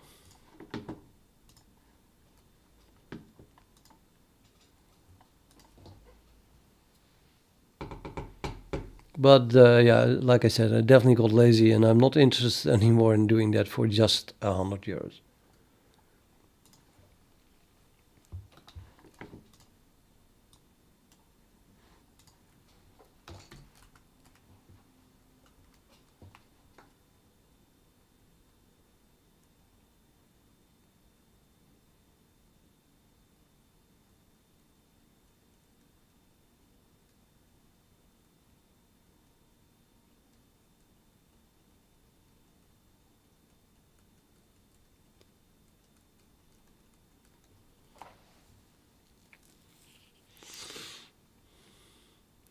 Yeah, I think that there's a lot of certainly day trading is a lot. AI is being used, I think, but I'm not convinced those are very good at. I think that if AIs are involved, they're probably predictable more than anything else. So then I would be the one that made the profit. I see a change, over time. A while back, it was very clear pattern. Every day the same pattern. So that was easy money. And now it changed. So I'm still kind of waiting until I see a pattern again. I think the current problem is that this particular stock is set to go way high, but everyone is scared for a recession. So the whole market will crash, or it won't. I think I read 70% of the traders think that this year the markets will crash. So there's a chance of 70%. So it's pretty likely that the markets will completely crash, but it might also not happen. And you don't know when it will happen. And let's say in January, in December, I told my brother to sell half of his stocks because I was scared for a crash. But then in January, you could easily make 100% because certain stocks went 2x. There was a lot of rallying going on in January. And sometimes it's hard to understand why, but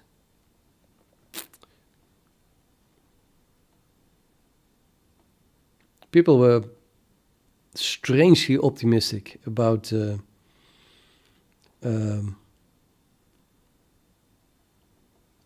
Fed in America not being able to increase the rent for too long, and you didn't think it's going to go down again. While I was super, what do you call that, hawkish. I thought the rate had to go to 10% and kept there for a year at least. Well, the market seems to think that it's going to 5.25% or something like that, and they even think that this year is going down again. And I don't know. It's half politics, so it's hard to understand. Can go either way.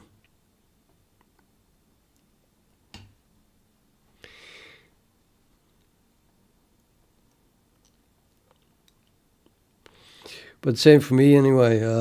It's very scary to buy a lot of stocks at the moment because at some point, I don't know, markets are going to crash probably. And then you've got to buy. If you have a lot of money and you do not have stocks and it crashes this year, let's say all stocks go down a factor of 2, and they stay there for a few days, then you should go all in.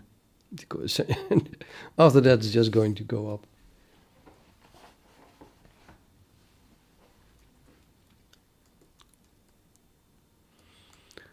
There's never been 2 crashes on a row.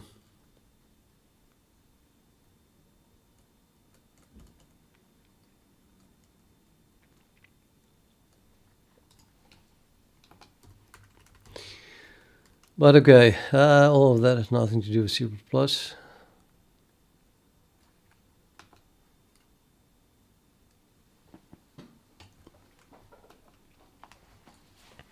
So I have to make a decision if I want to make a difference between the type of T. I should call children if I want to call XML member on T. And I should call children stream when T is an enum. But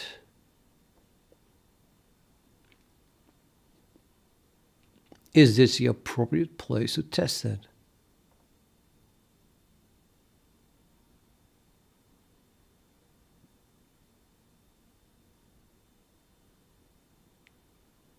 Especially since it is characteristic data.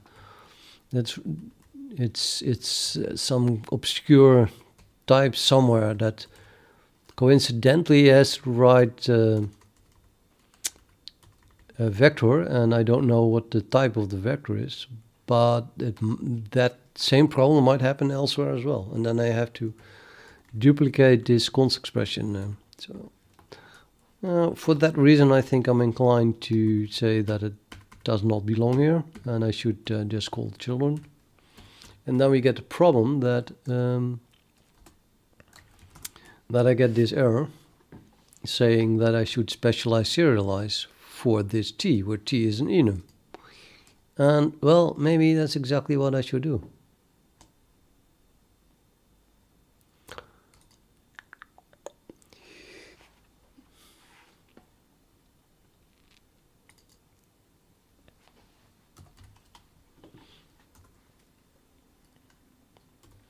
So here you can specialize serialize.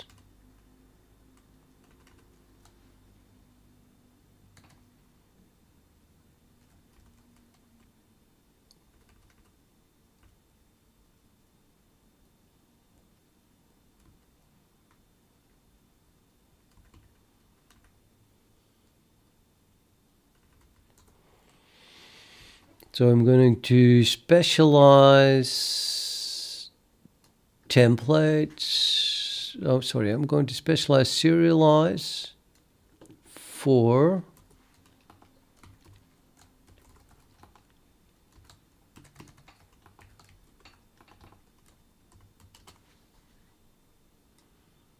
flags.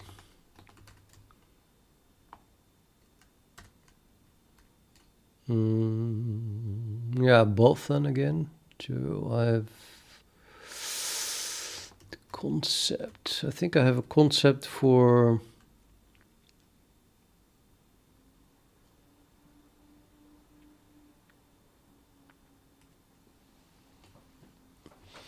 oh boy.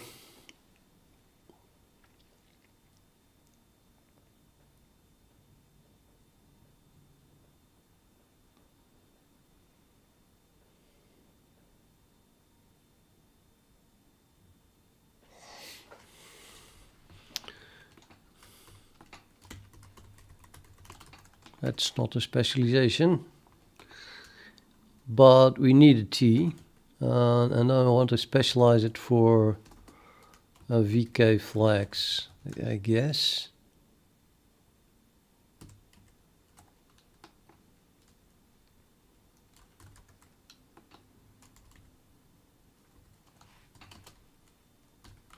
Call the first argument object here still.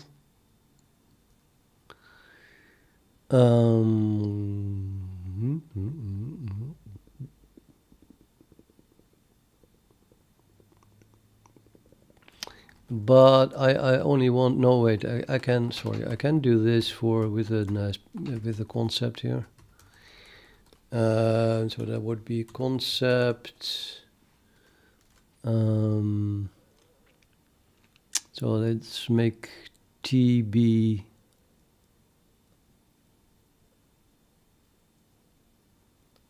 yeah, of course I cannot. Maybe in this case, I have to admit it would be nice to have an IDE with completion. If I could now get a list of all my concepts, which all start with concept, that would be nice. But instead, I'll have to do this.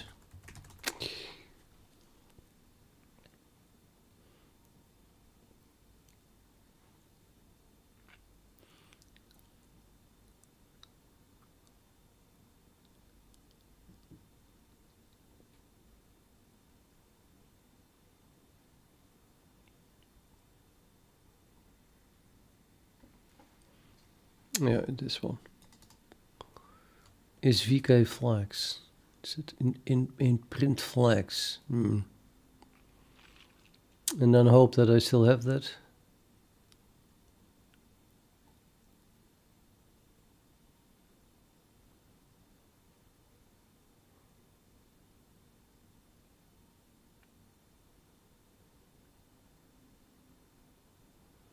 Or this one.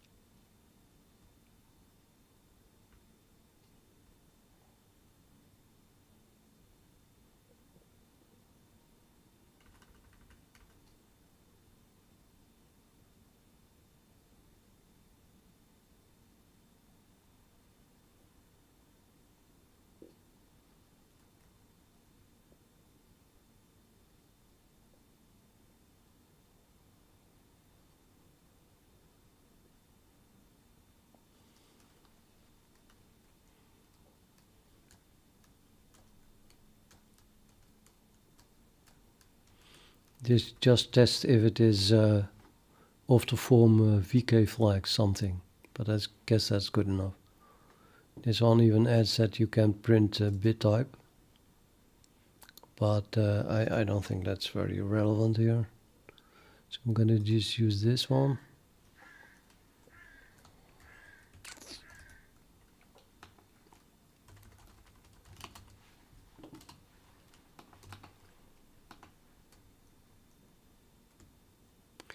But then T is VK flags. So why would I even do that? I can just use type name. So it's the same thing. And then here I use VK flags. No.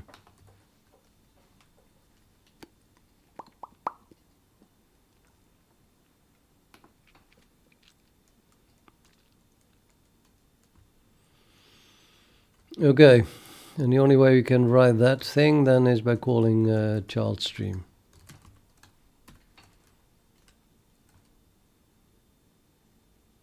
Which requires a name. And then the object, right?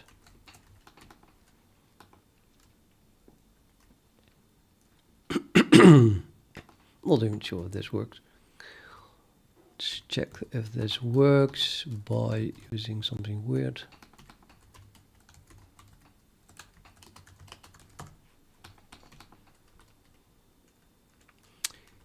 Okay, was it a flags or was it just an enum that I didn't have? I think it was just an enum.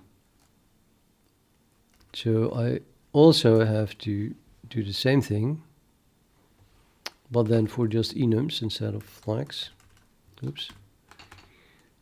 When you have enums that are bits, 1, 2, 4, 8, 16, etc. And when those can be they are enums, but they are used also as single bit values for flags.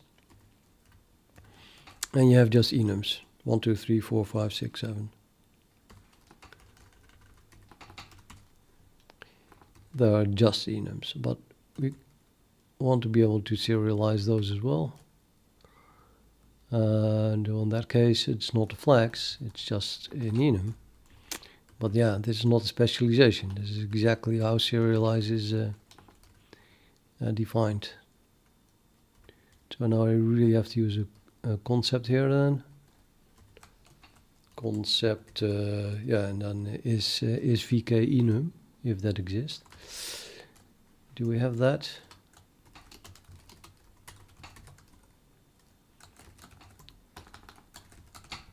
Okay, what happened?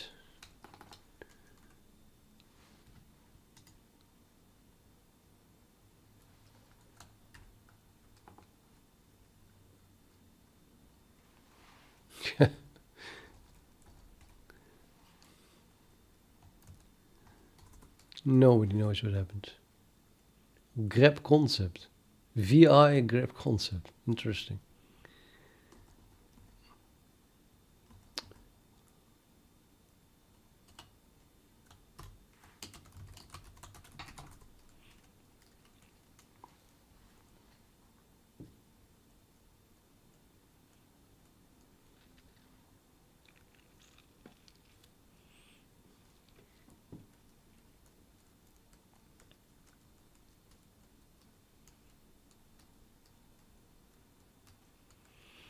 VK enum. That's what I need, I think.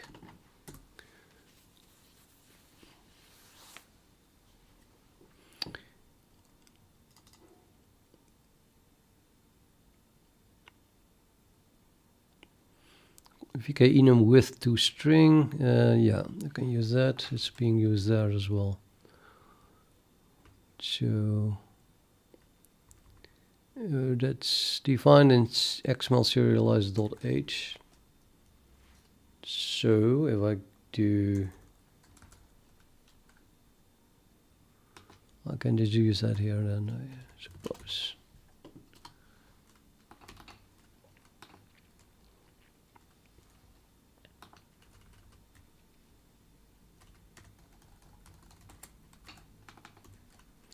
Let's see if this works.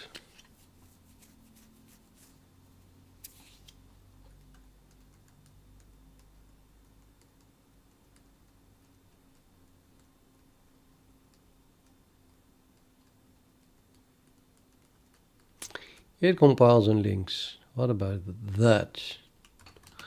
It doesn't crash even? It does crash. Fail to parse XML. I'm trying to read it back, I think. So I probably should not do that. Yeah, because then you cannot do that anymore. Anyway, here we are with enum. It's not going well. That's the reason why it crashed, I guess. So I'm having just enum tags. Characteristic data cache is not closed.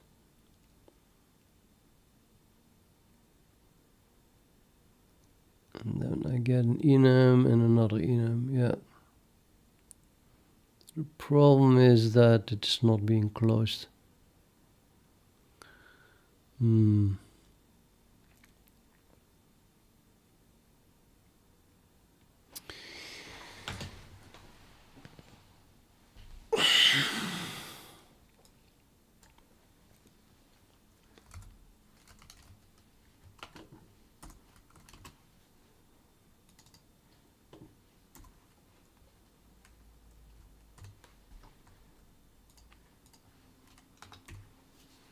So I cannot just call XML child stream apparently, or now I think about it.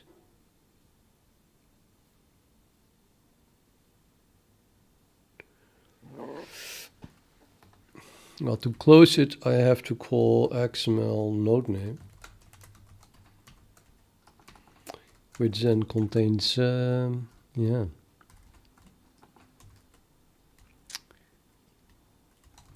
Enum, I think. And then I suddenly have enum twice.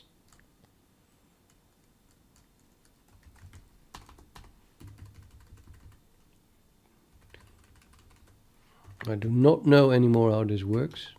I'm trying stuff, but eventually I guess we'll get there.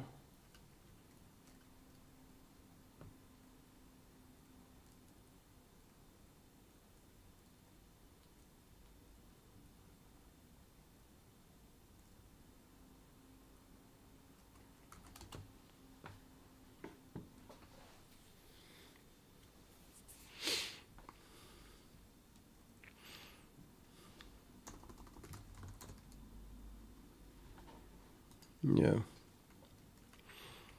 Okay, so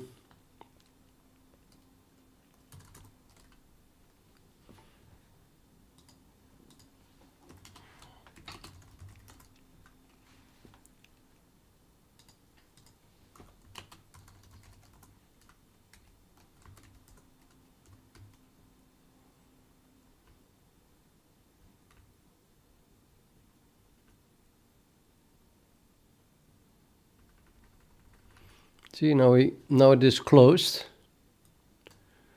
and we get the tag, the node name, and then inside it again. I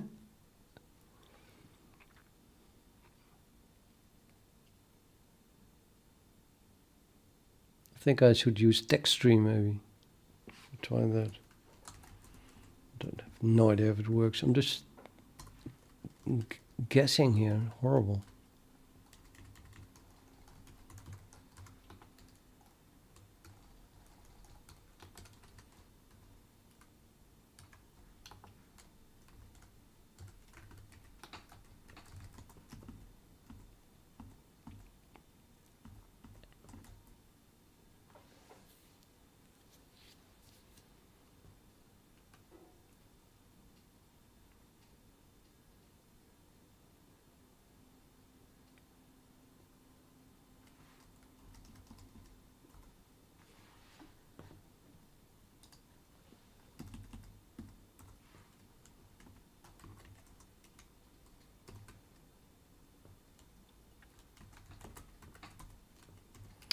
Well, that worked. Looks good.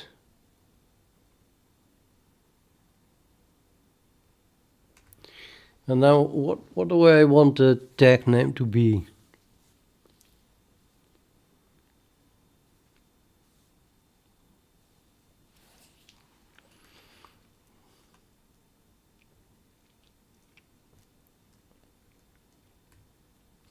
So here's another enum.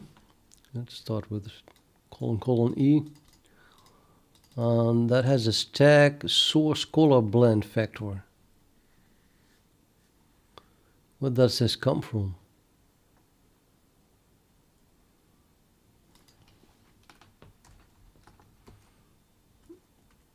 There's another one called format. Let me have a look what everything is what I have. So ::e would do the trick. Stage.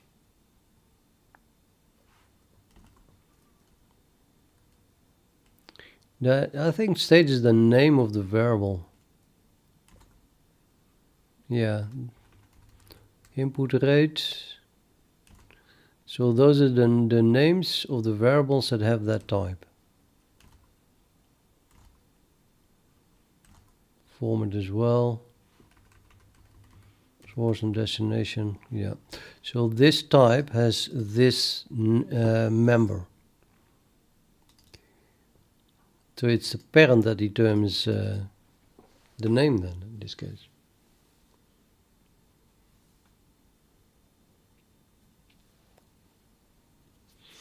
Yeah, and that's because I'm passing it to child stream. So is there no text stream that I can pass a name to then?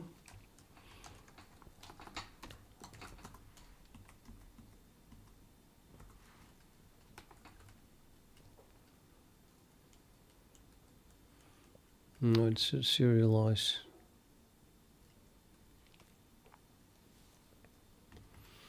There is no way I can know the name.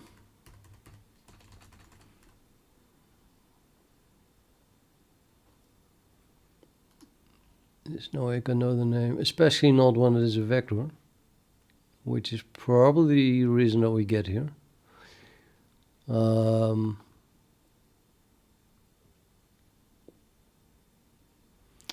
Yeah, I think this might only be used for writing to vectors then now, right?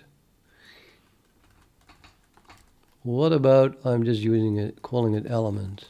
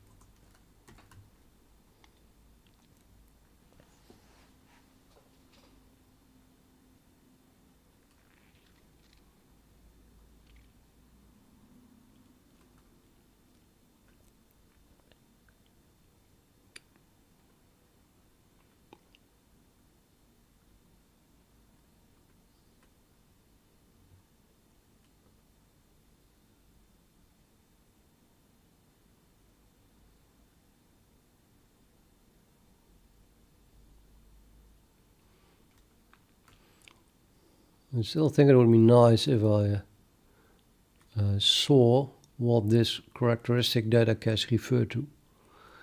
And I think the only thing I have is the characteristic range index. I'm not sure I can convert that to something human readable, like the name of the characteristic.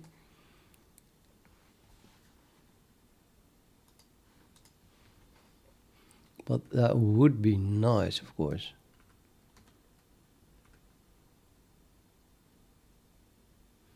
That would definitely be nice.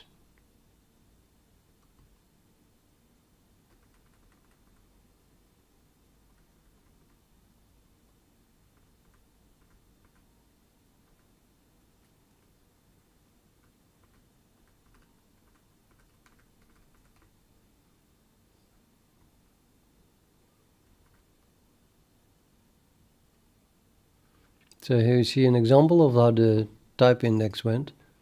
So using the name of the type info,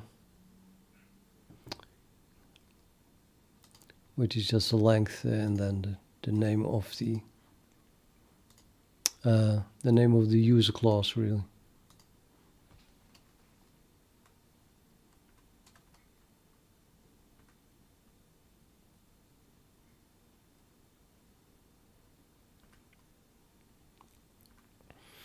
It reads pretty nice. Well, you have a user class called the push constant, and then the starting and offset 0, a size of 4 is the range, and it is used in the vertex shader. I think pretty cool. And then we go to the next characteristic range data. So if we print which characteristic that is, this is going to be the vertex shader characteristic, and this is the fragment shader characteristic. And then you see that of the same push constant, but now offset 4, size 4. That range is being used for the fragment shader.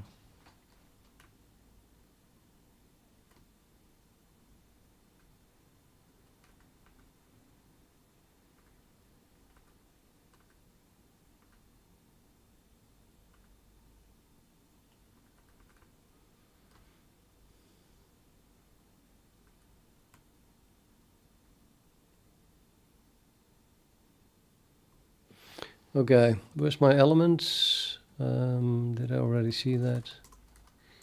Yeah, there's the element. Okay, well.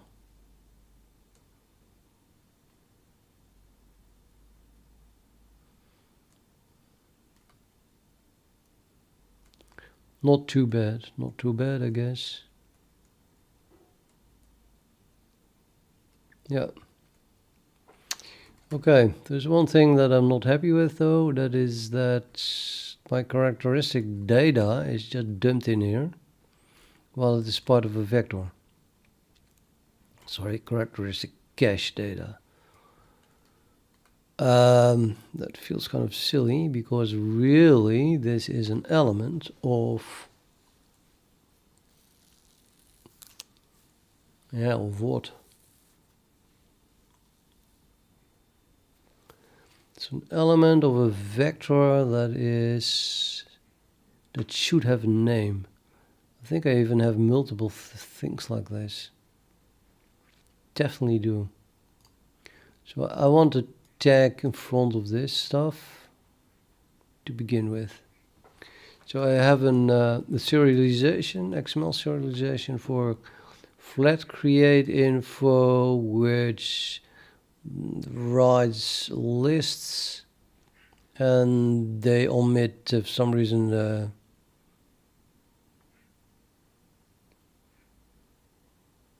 a tag. Yeah, that's horrible because I don't even know how this is being read back then. It's just one big dump of characteristic data without telling what the template parameter is of that thing.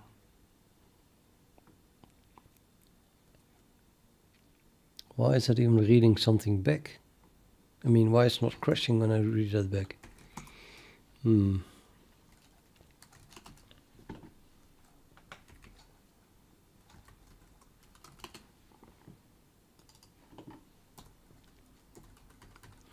Well, that's these things.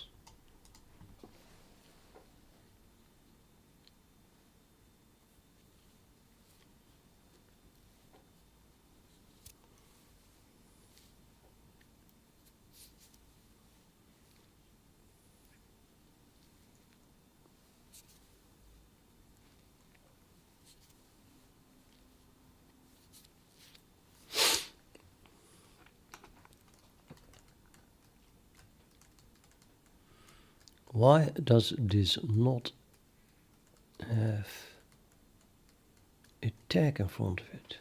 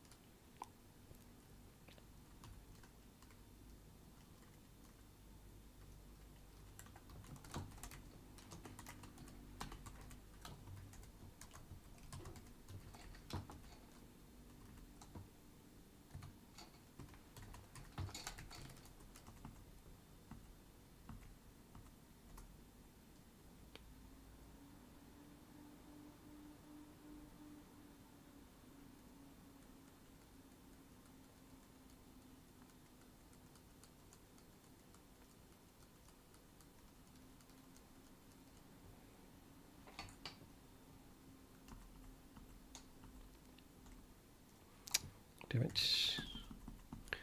Raw this out. One look at it. And now we have test.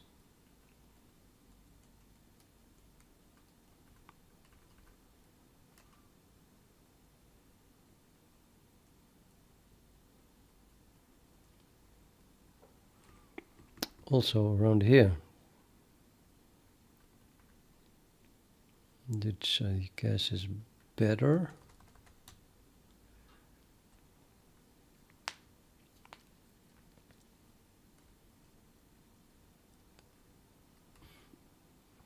You know, there's a separation.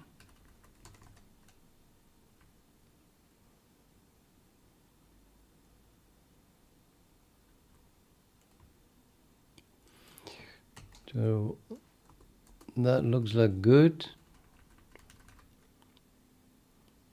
Pipeline depth stencil create info to stencil op states.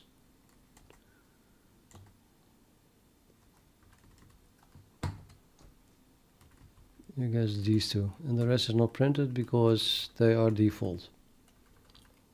And these are not default because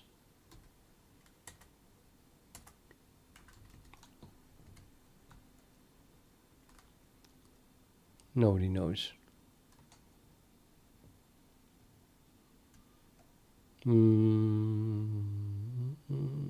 Okay, they cannot have a default value because I do have an equals operator.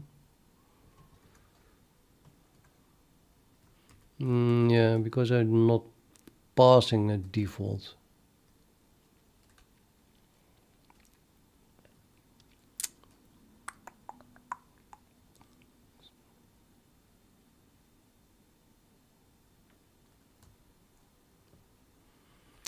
Right, so what do I want this test to be replaced with, or to begin with? Probably should test, oh boy, where was I?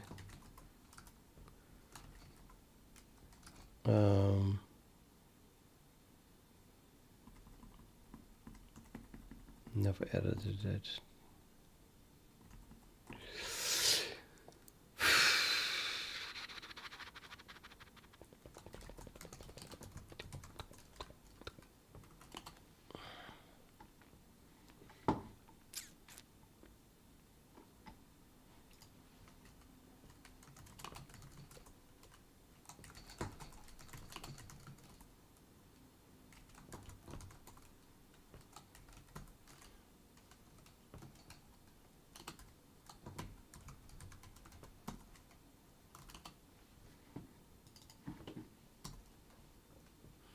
I think I can delete these.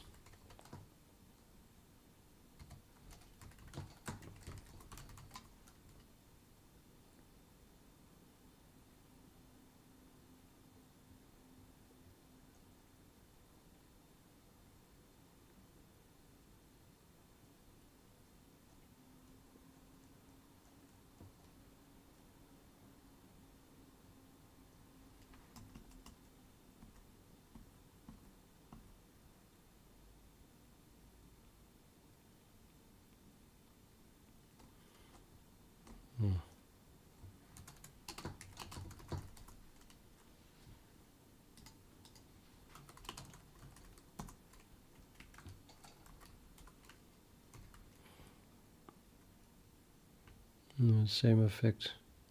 No, not. Totally not the same effect. Now so all the tests are empty.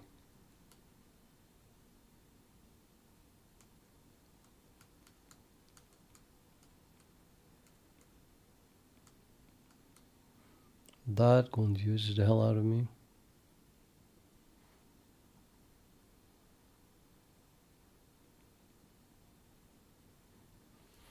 But okay.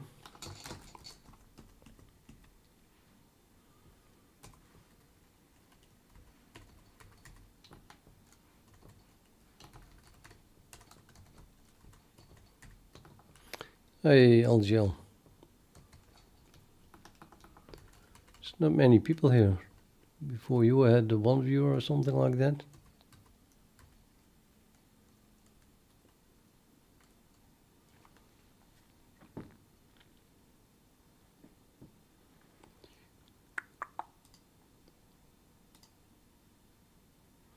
And now it's only you. So what's up?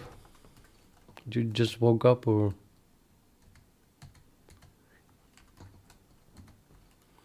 A Vulkan engine, yeah. If I knew that, I would be able to write one. Or is that not? Doesn't make not sense. What is a Vulkan engine? I had it in my FAQ. It's yeah. I really don't know. I just it's a game engine. That's a short version of it. Yeah.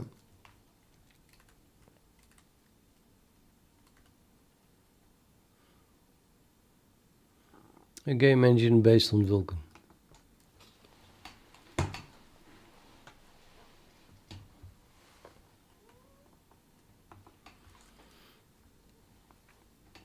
Yeah, I removed the FAQ from the description, I think.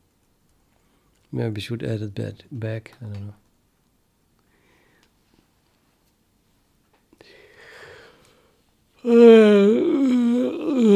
I'm still sleepy, I think. At least.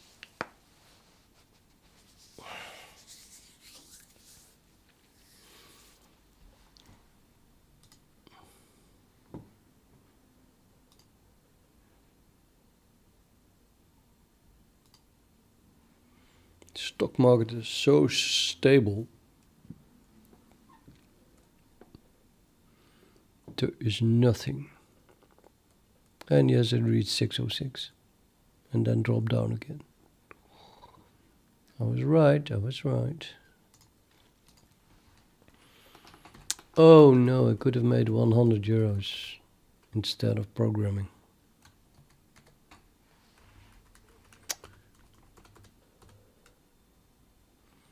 How long have you been programming in C++? 28 years.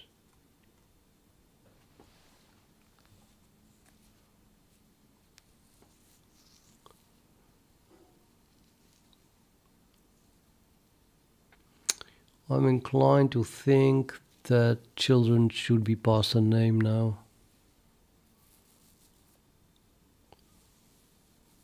I think I did that wrong. But that would be a change of the API of XML.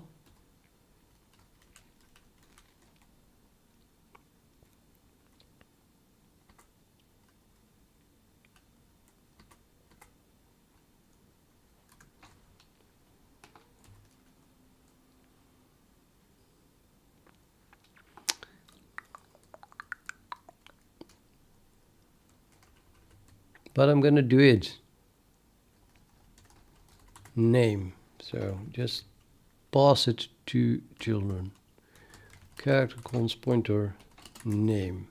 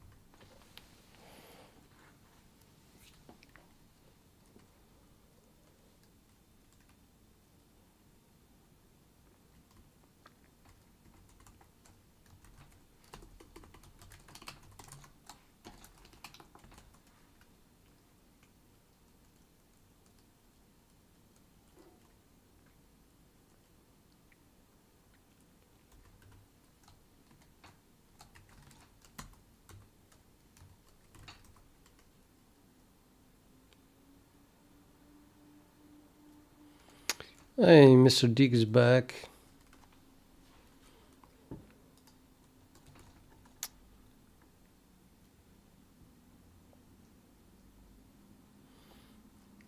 I've already been streaming for almost 3 hours.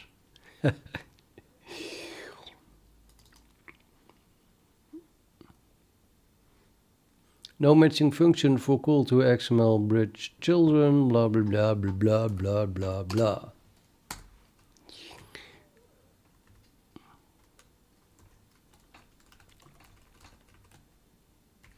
You think I can do this all at once, faster than...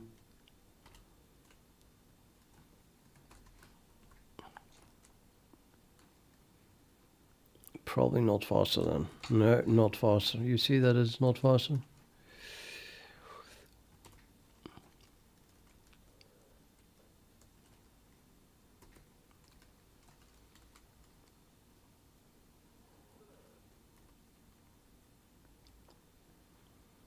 Oh, I have no idea. Email. What is MetaLab? MATLAB. Oh.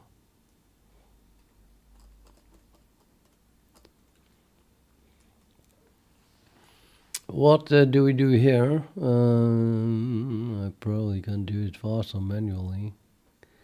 But now I already started.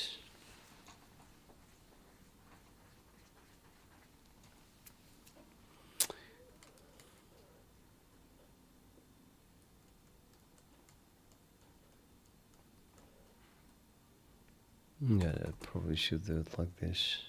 Ding. And then again, anything but that. Star. Ba ba ba. Da ba. Da ba. Boing. Boing. Boing. Doing. Boing. Doing. Doing. Doing. Oh, really? No, that's not needed. And then, oh, everything is gone. And we have half of it back. That was not even what I wanted. Shit.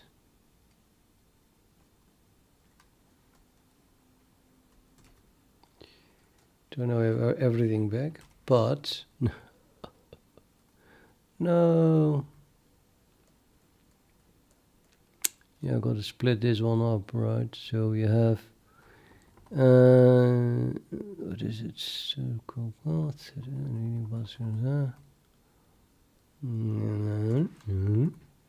Oops. Bloop. And then.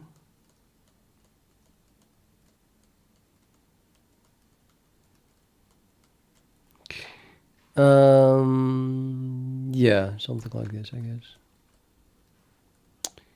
And then it's going to be 3. And here we have quote 3, comma 2.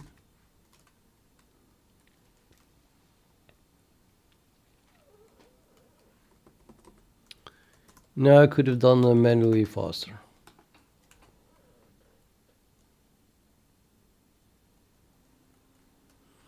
Yeah, that was Vim Magic. Or maybe new Vim. And I think I did it wrong too, because I lost something. Or not. I think I lost something. Undo. Oh no. So I have... no, okay. So I have star and then some type what and then this thing. And I put this thing in front of it as a string.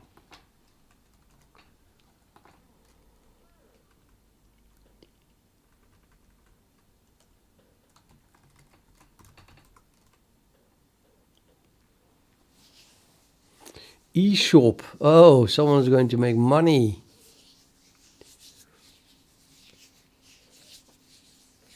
I would have no idea how to do that. How do you make an eShop REST API? What are you using? Google or do they have an API for that? API?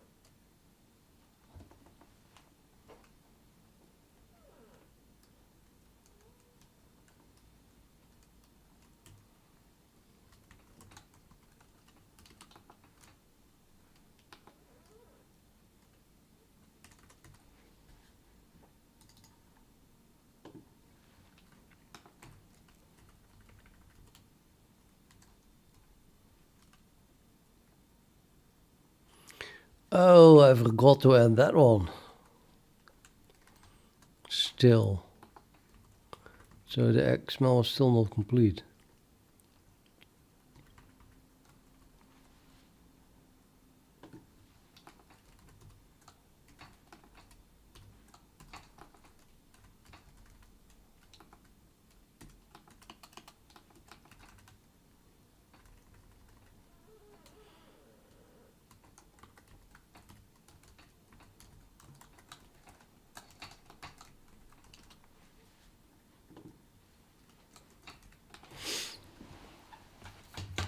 I don't think this compiles though, and I want to see that everything works first.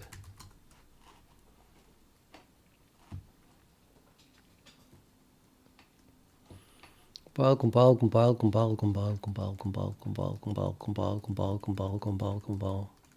It's definitely not following Moore's law, this thing. It's been slow my whole life.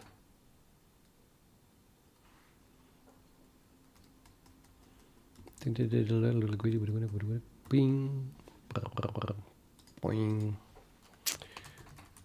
trip, and then we have to look at it again, and we see that FlatCreateInfo has a member pipeline shader stage create info list. Yeah, and it does, as you can see. You can jump to it even.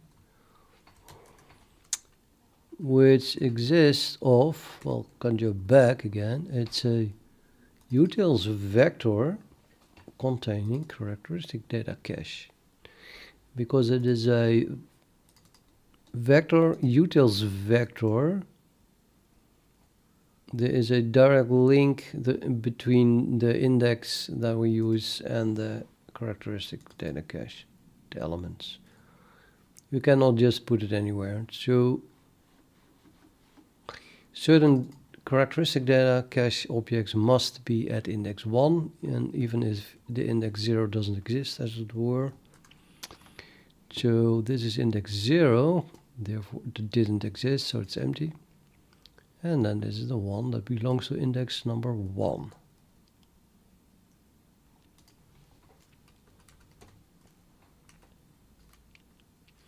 And then the characteristic data cache has this member.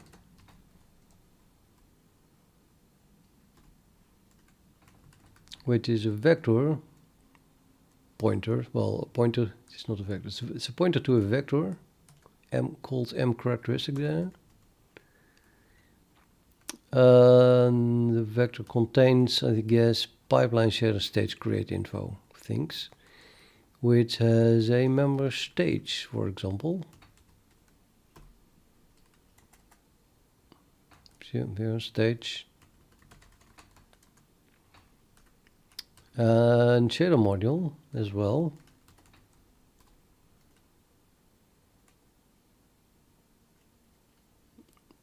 Shader module, it's called module.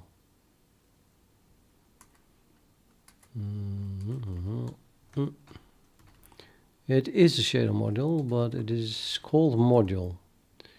Okay, so why exactly is this one called stage and this one is called shader module instead of just module?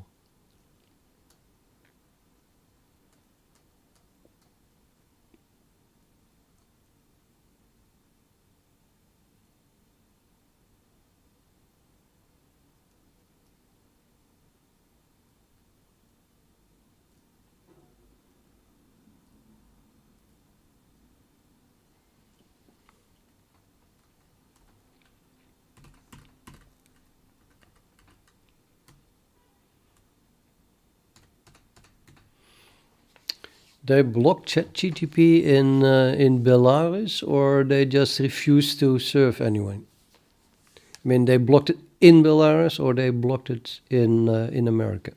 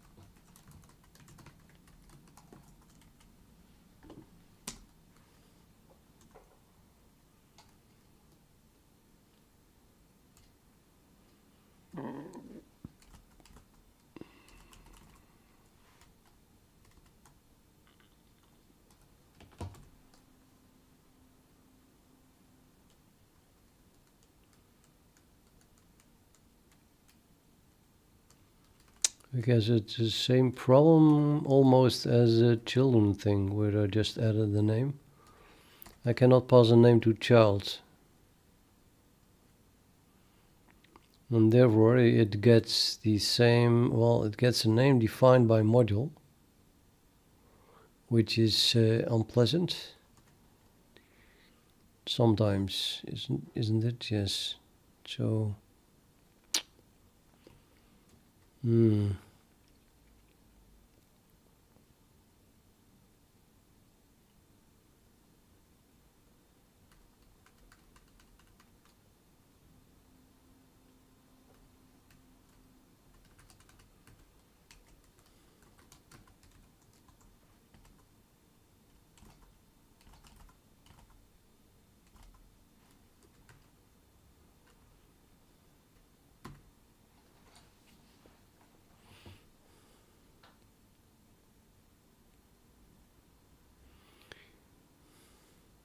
well, it can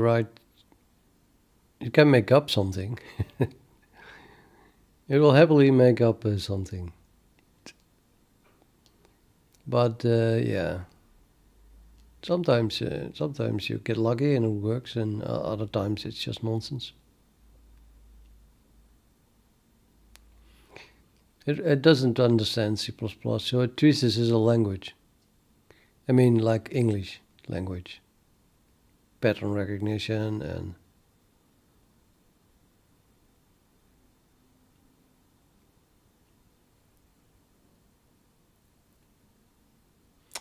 So the other day, I tried it again with mathematics. I mean, it's maybe not C++, but maybe it will interest you. Call it Constructor again. It's still here, that's nice. So this is my conversation with ChatGPT from a few days back. So I heard they improved your math capability, therefore I would like to try this again. You can divide all positive integers into 6 sets. Set 1 is 6n plus 1, set 2 is 6n plus 2, and so on, where n is greater or equal to 0. Note that each Sx contains infinite number of integers. Note that the union of all 6 sets gives all positive integers greater than 0. Note that the intersection between integers is empty.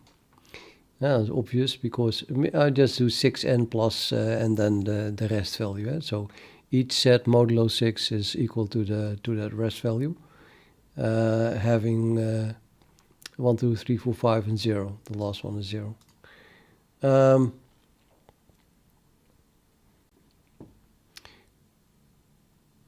Note that the union of S2, S4, and S6 contain all even integers, while the union of S1, S3, and S5 contain all odd integers.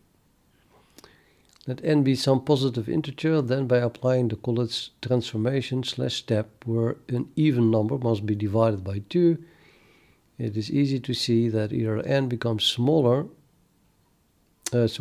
even number, or it becomes an odd number.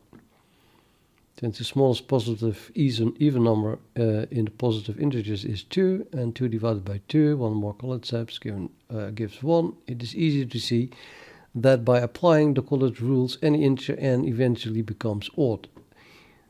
Therefore, if we prove the Collins conjecture for all odd integers, positive implied, from here on out, then we have proven it for all integers. Not sure if you could follow that, but the point is that then I asked the question, do you agree so far? Question mark. What is ChatGPT going to do? It's just going to look at the whole text, words, patterns between the words, associations it has with text it read before.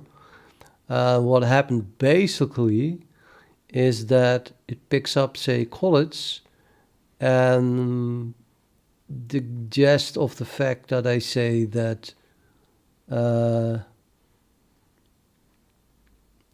any even number becomes an odd number if you keep dividing it by 2. And there is the phrase, if we prove blah, blah, blah, then we have proven it for all integers.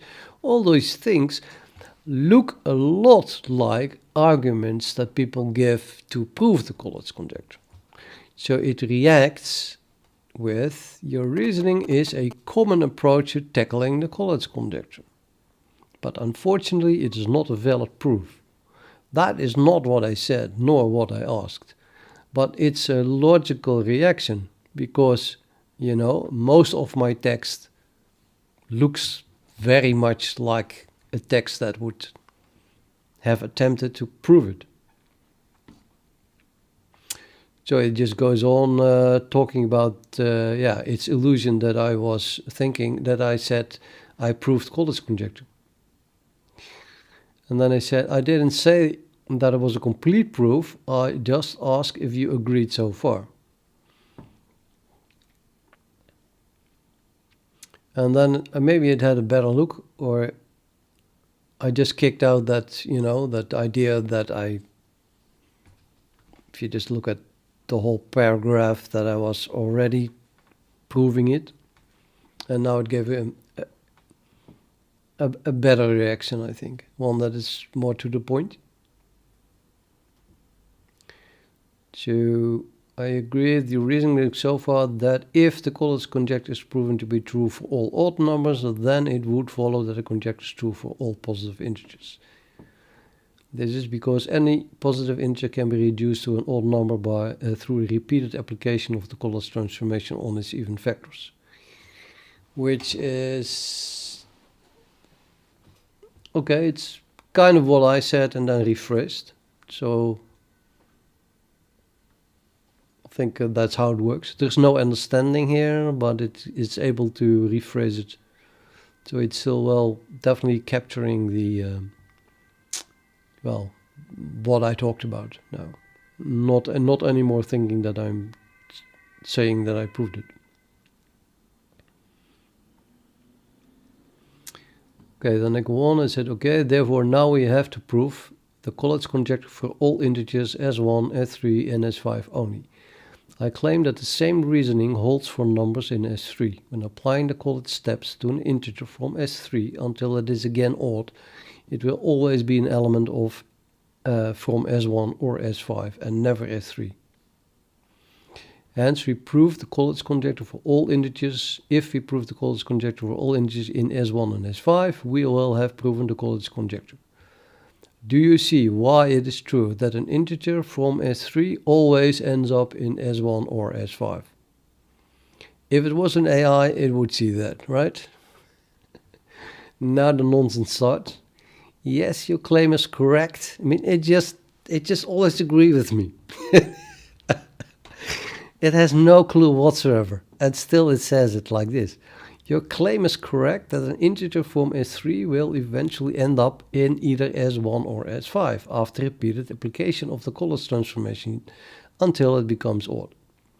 To see why this is true, know that any integer in S3 can be written as 6n plus 3. Well, got that right. That was the definition of S3. For some non-negative integer n, also correct. Applying one step of college transformation gives, excusez-moi, I'm laughing, but that is 100% pure nonsense. So you see the way it talks, you know. It says your claim is correct. It repeats what I say. It formulates the English text, which would be the correct precursor to a proof. But then the actual mathematics is 100% nonsense. So it doesn't understand it. It doesn't understand mathematics. It can't reason at all. It only knows how to formulate correct English paragraphs. So if I ask it to give an answer, it formulates nice sentences that would be correct when the math would be correct, but the math itself is still nonsense.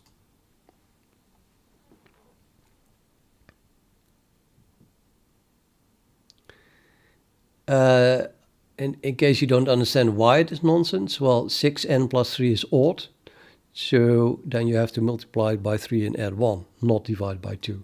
And even if you divide it by 2, you don't get this. You get 3n plus 1.5, which isn't an integer. So it's really nonsense. And then it goes on saying that since 3n plus 1 is an odd integer, which is not true. If n is odd, it's even. So you don't know it's odd or even. It belongs to either S1 or S5, which is also not true.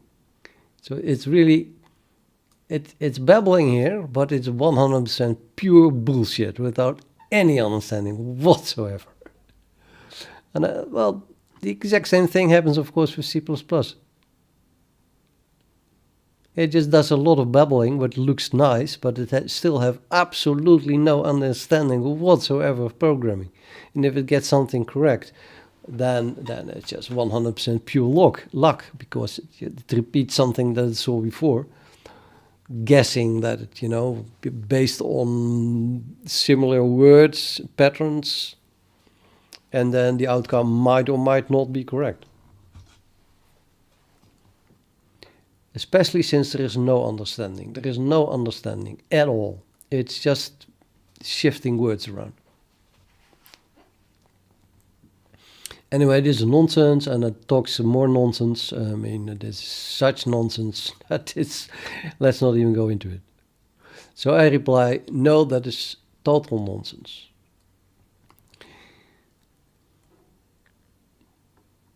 That was, though, very interesting. It reacts now with, could you please let me know where I went wrong so I can address your concerns and provide more accurate answers. So I go, cool, that is the first time you asked a question for clarification. I started to think you were incapable of doing so. Well, first of all, you said applying one step of the College transformation gives 6n plus 3 divided by 2 is equals 3n plus 1, but it's not correct. 6n plus 3 is odd, so you should not divide by 2. And if you did anyway, you would get 3n plus 1.5, which isn't an integer, what I just said. And of course, it doesn't understand. It does absolutely not have to understand what I say.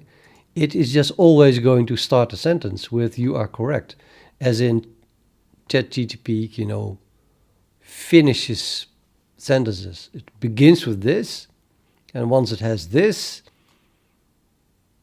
the rest follows. You know, this is a logical beginning. And what follows might become nonsense, and more or less certainly becomes nonsense as soon as it hits mathematical expressions again. So it says, apologize for my mistake, blah, blah. The correct result of applying one step of the College transformation to an odd integer in S3. So just 6n plus 3 is 3 times 6n plus 3 plus 1, and then divided by 2 is 9n plus 5. Now, I just told it had to apply this step because it's odd.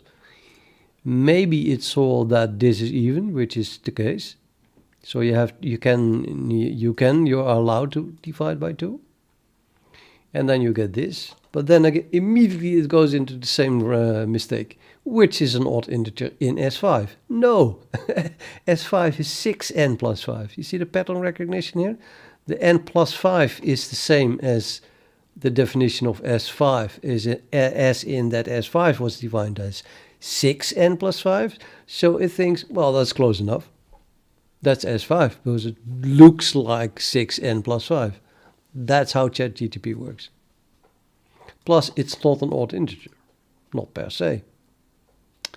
If n is odd, this is again an even integer. So it's just nonsense. This is nonsense, even though what came before was correct. And then to see why this is true is kind of like this thing, you know. It's just a nice thing to begin a paragraph with. But the math is just all nonsense, all nonsense. So I correct it again. Now you apply the correct transformation step to arrive at 9n plus 5, but it's not true that this is an element of S5. It could also be element of S2, S4, or S6 still.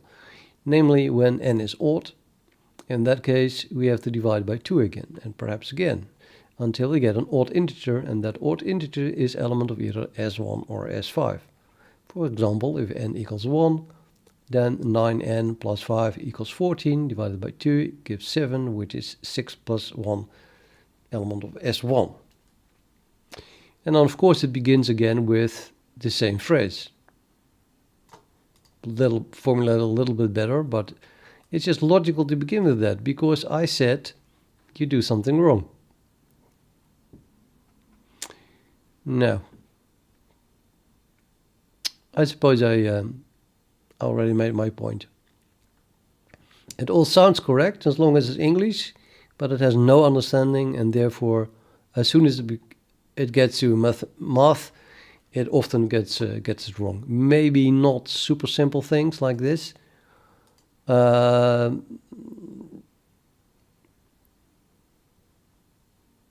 is also a repeat of what I said.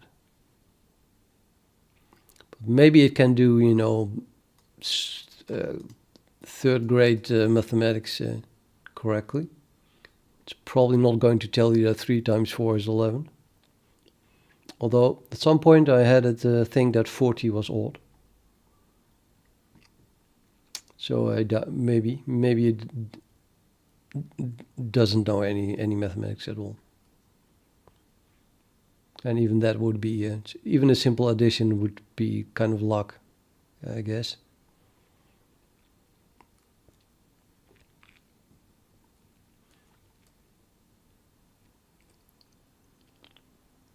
So yeah, this whole part was just repeating what I said. So it's very good at rephrasing things.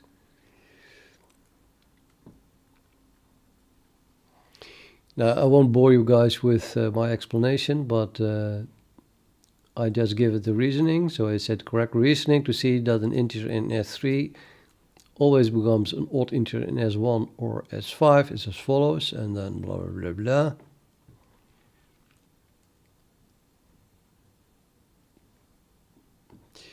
Therefore, we must end up in S1 or S5.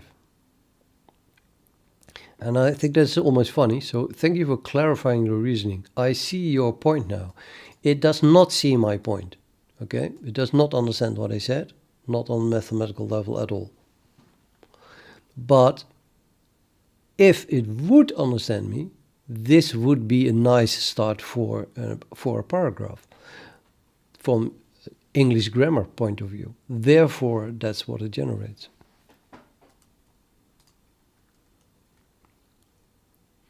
And then the rest follows. I see your point now. And then, so it repeats what I said. The argument you presented is correct. If an odd number k in S3 becomes an odd number m after applying the Collins transformation and dividing by 2 until it becomes odd again, then k and m satisfy the equation k equals m times m times some power of 2 minus 1 divided by 3. It's just a repeat of what I said. And then it becomes nonsense again. So it kind of repeats what I said, but since it doesn't understand mathematics whatsoever, it just starts bubbling nonsense again. So exactly at the point where it goes wrong, I corrected it again, and it said your sentence, however, this means that m is not divisible by 3, was meant to be. However, this means that the whole expression is not divisible by 3, I presume. And before that, if an odd number k in S3 becomes, should be if an odd number k becomes, as it is not relevant that k is in S3 or not. And finally, since m is in S3, should be if m is in S3. So it's just grammar mistakes that happened, randomly because it doesn't understand. But if you do understand the math, then it would have been correct if you make those little changes. Again, then it replies with, yes, you are correct. I mean, not because it understood me, but because I am correcting it.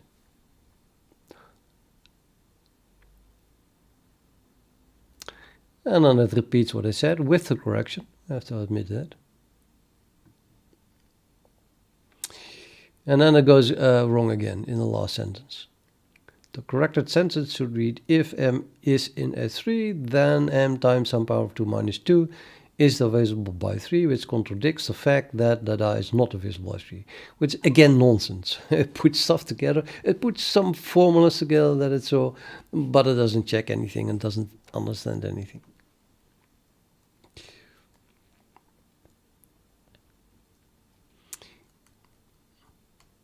And the funny thing is, so I say, no, that's incorrect. I correct it again. It now takes phrases from this paragraph, puts that together again, repeating me. And then it ends with, thank you for bringing this to my attention. And then a lot of people who read that think, oh, it's sentient. It really understands me. It talks like a human. Therefore, you know, it's an artificial intelligence. But it's not. What it is doing is it's taking phrases, readjusting the phrases, reconstructing a grammatically correct sentence, and then adding this sentence because that's just a sentence that fits the paragraph. It has seen that before. Thank you for bringing that to my attention, it said, with dead eyes and no brain.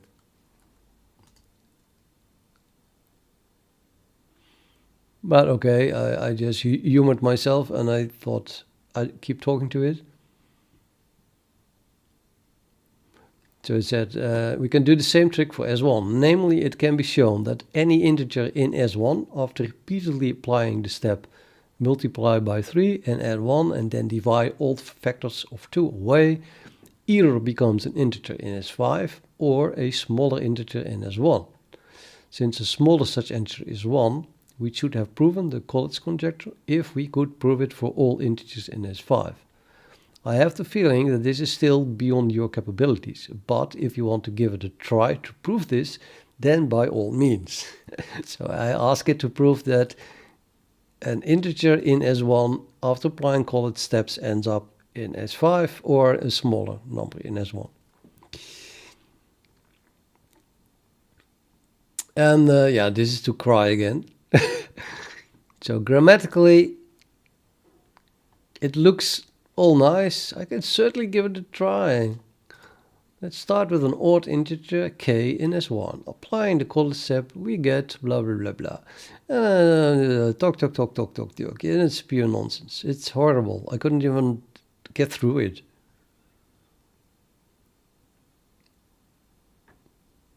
It's really it's hurting my brain. I guess if you squint your eyes and you don't look at the formulas, you just look at the English text, then it's a proof. But then if you open your eyes, you actually look at the formulas, then it's disgusting.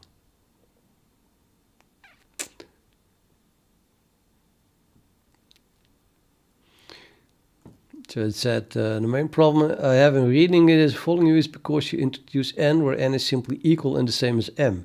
Can you rewrite your reasoning without this detour? But it didn't. It made it even worse.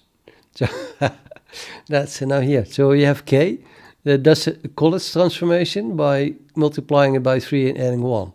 Okay, well, it's a correct if k is odd, right?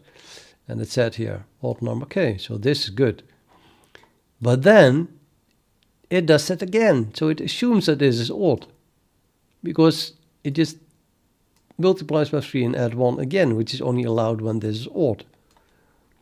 And then again and again. So suddenly it's yeah, that's blowing up.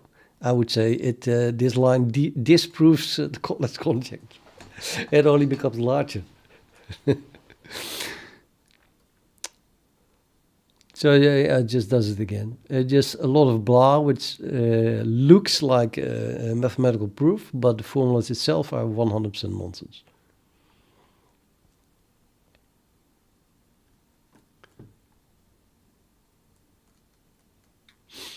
So I thought, give it more thought, and then explain to me why da in your previous answer makes no sense. So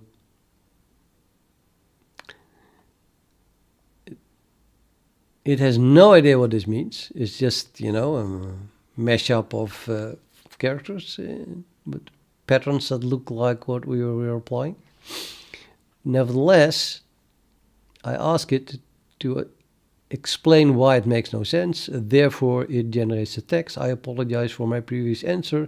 The statement was incorrect and does not make sense. Which is just a repeat of what I said.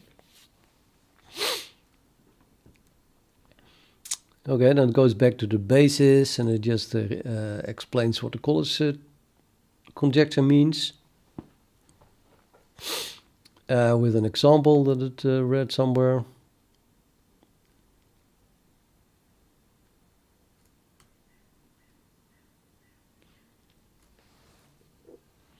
This was an interesting moment though.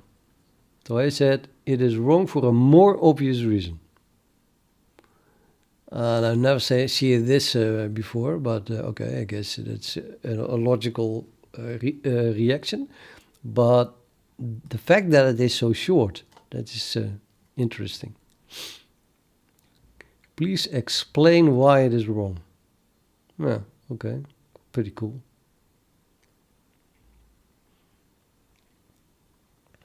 Now, yeah, and so on and so on. I think I would only repeat myself if I try to explain this further. So it has a lot of nice sounding sentences.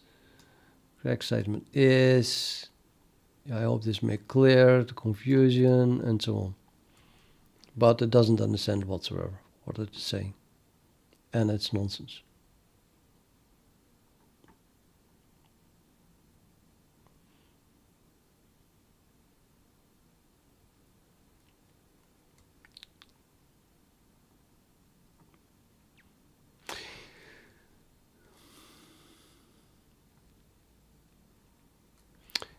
Anyway, I gave it the proof why why S1 ends up in S5 or smaller S1.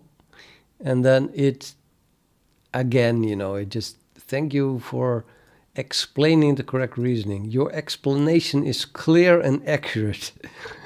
It is true and it repeats it. But it doesn't understand that. It just fits. If you pretend that you understand it, then this would be the correct beginning of this paragraph.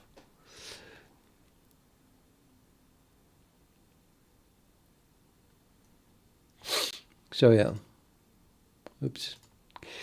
But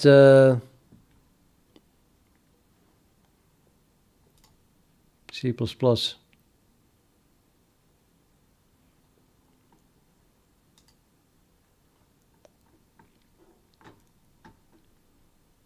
Now, here's an example. I asked a C++ question and it came back with the same nonsense as mathematics. So it picks up something. I ask for something that is always false. Okay, standard false type is always false. But no, I ask something that is always false, but depends on the template parameter type. Couldn't quite get that, because pattern recognition. The only thing that matched was false type. It just doesn't get it. And since it doesn't understand it, it's then bound to generate pure nonsense. So things that sound as if it understands it, that sound reasonable, that are grammatically correct, but as soon as it talks C++, it's 100% nonsense. It's not related to my question whatsoever. And if you continue asking, it still doesn't get it right. Maybe because there is no answer. If there is no answer, then of course it will never give an answer, but it will continue talking as if it gives an answer. It will always do that. So I gave up very quickly here. This is just nonsense. Okay, ChatGTP.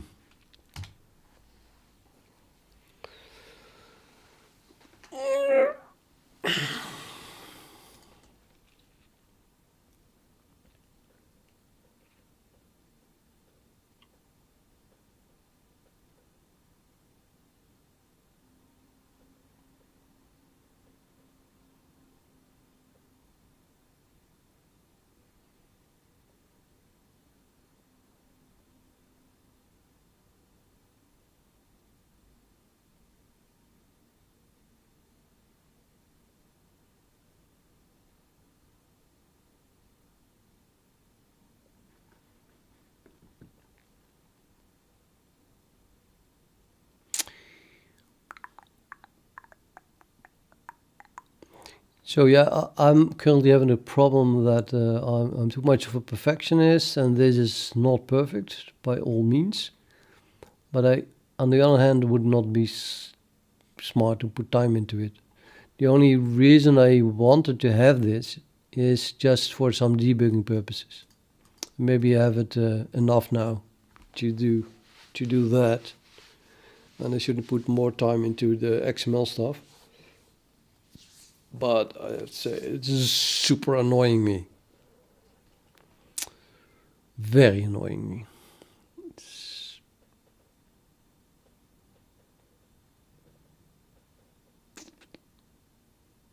Yeah, because I don't know.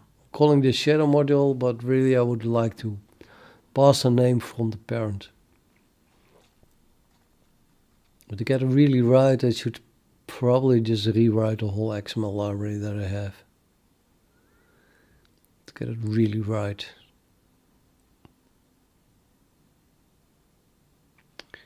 And I guess that's not really worth it yet. If it would be in the future, I might as well do it now, you know. Because then I'll need it someday. But if only I had viewers who could do this, who could pick this up then. Anyone interested to just write a little XML serialization library along these lines?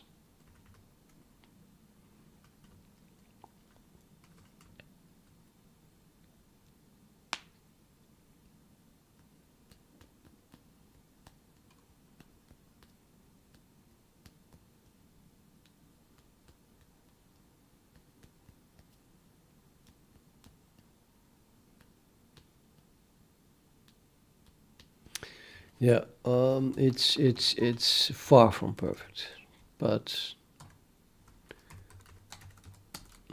let's not fix it. Undo, redo, okay.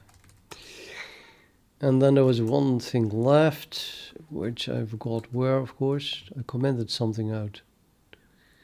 That was part of this cache.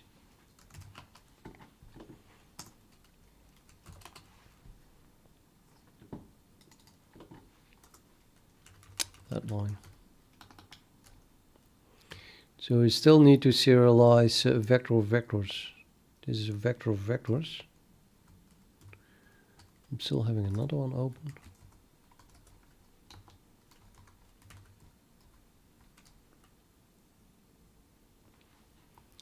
If I try to serialize a vector of vectors, gonna see that the standard vector does not have XML member function, therefore it's going to call serialize on it. And I did not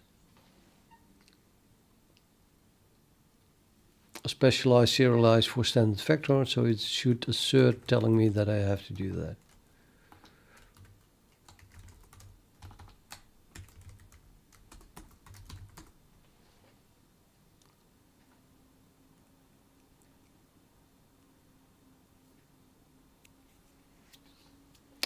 Assertion failed. Please serialize.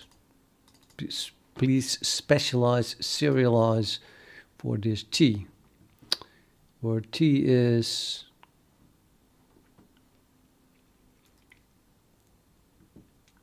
a standard vector.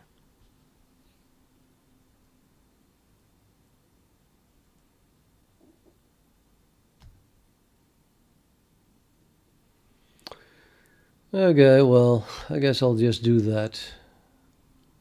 Get it done with, as it were.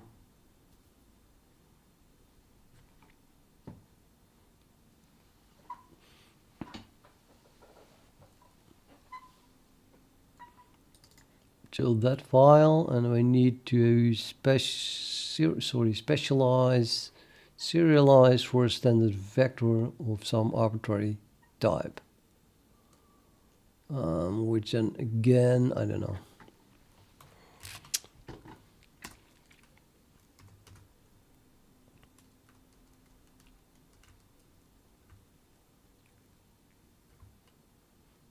So I already specialized it for flags. And for enums, and now we'll need another one. Template type name T.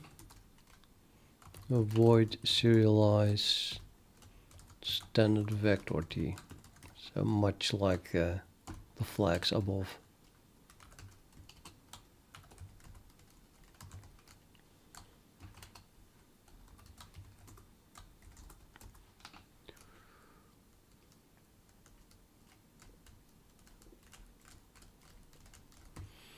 No, yeah, we do need a node name. Let's call this vector, because I don't even know what it is.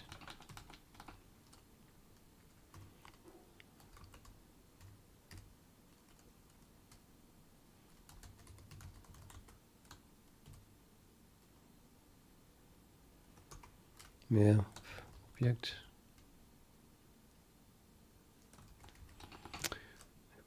Will this work or not? God knows.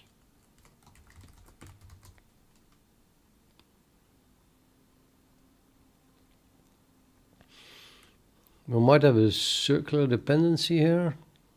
The one specialization is not declared yet.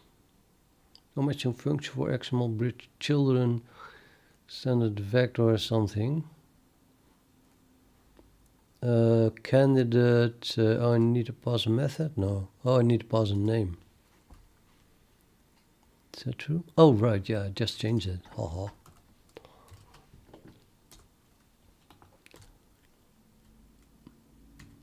And then I have to pass name twice. I just passed the name. This is so weird.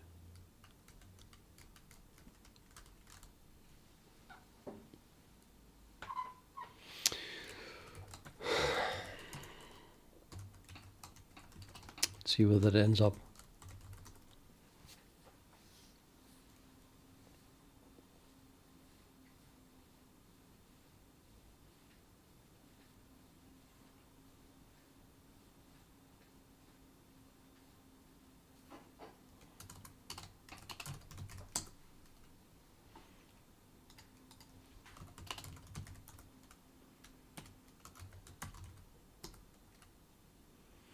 Yeah, as expected, now we get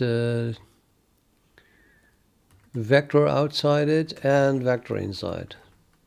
And now we get the elements of the vector.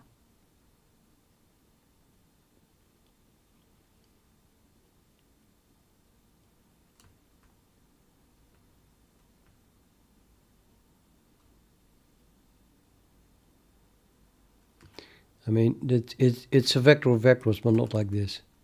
This, nah.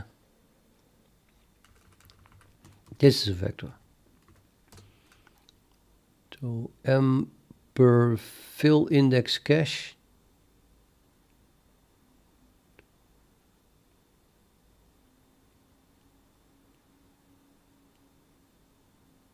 I think M per fill index cache is a vector or not? It's a vector of vectors, yeah.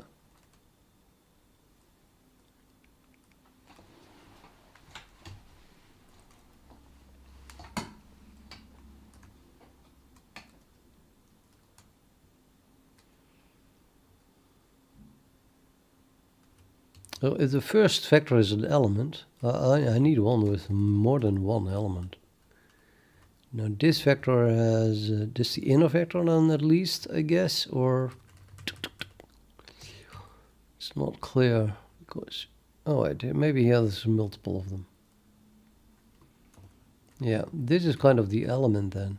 So this is the vector, and this is the first element of the outer vector, and the second element of the outer vector. And then the elements are vectors, which have only one element now. But okay, I suppose they could have, so do I have a vector 2 which has more than one element?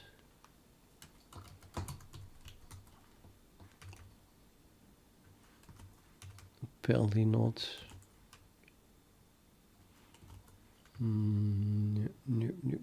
Yes, yeah.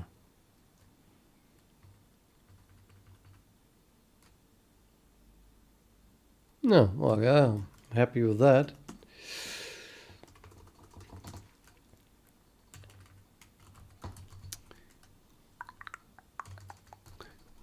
So I'm going to call this element.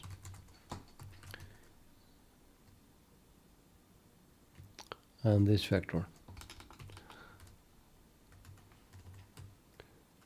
The same reasoning. The same reasoning.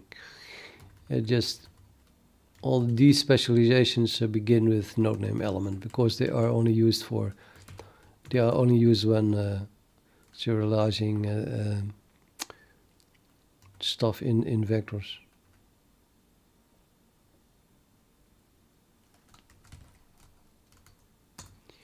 And then I guess I have enough to do my debug stuff.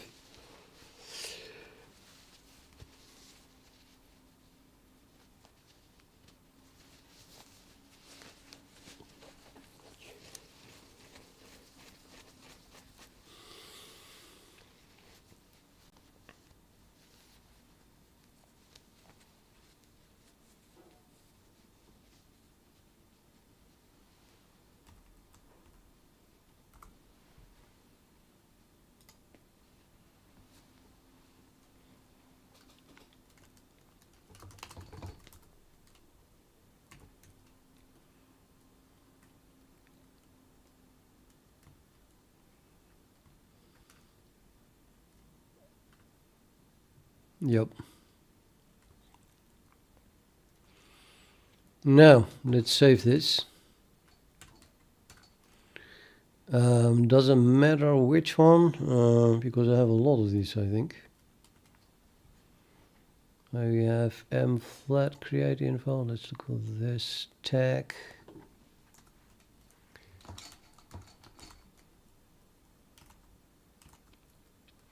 Okay, let's begin again.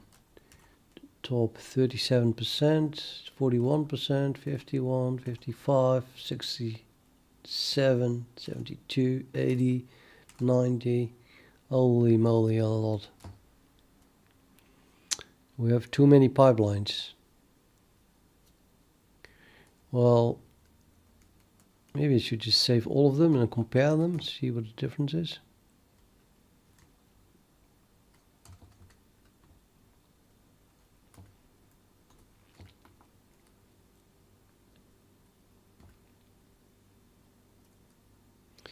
Hello, Fatman. Tilo, Diknimp.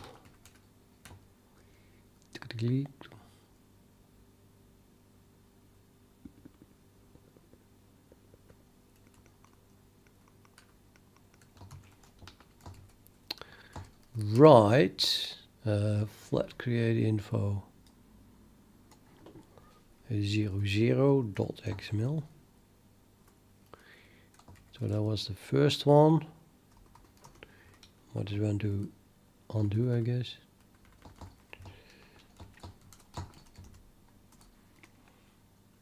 And then go to the next one.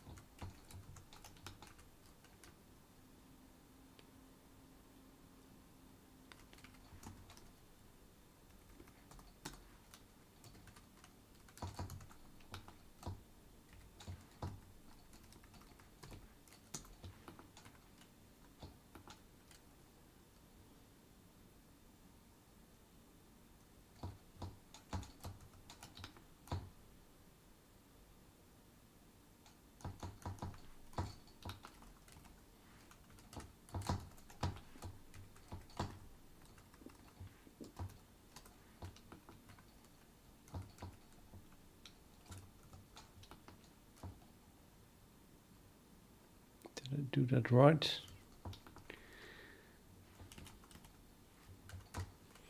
Delete 1G, guess. And then here.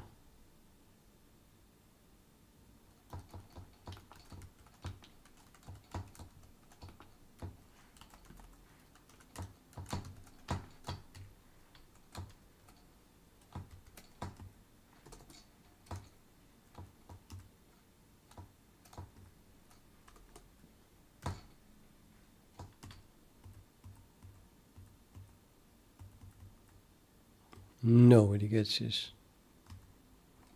Oh, there we go. 4.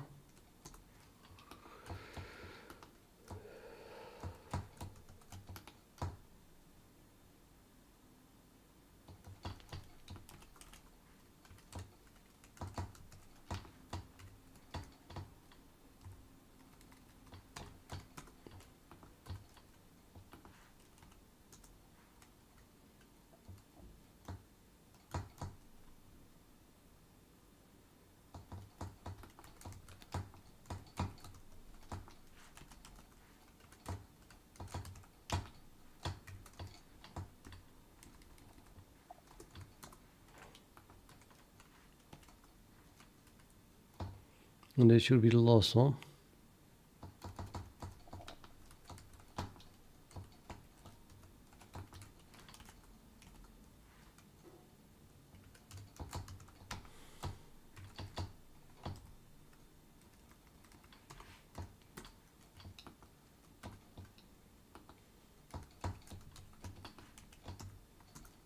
Yep.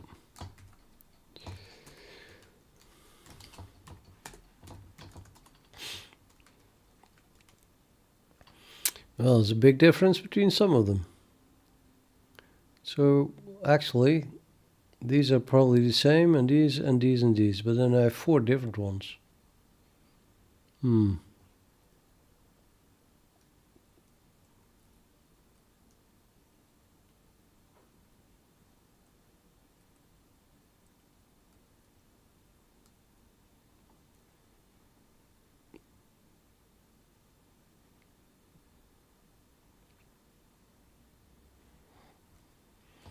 Fatman, yeah, well, sorry, I don't know.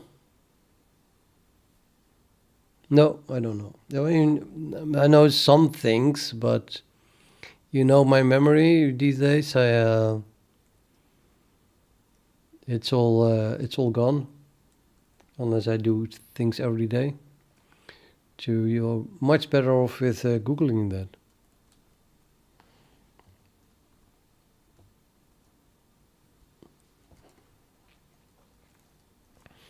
So I never was into cybersecurity anyway.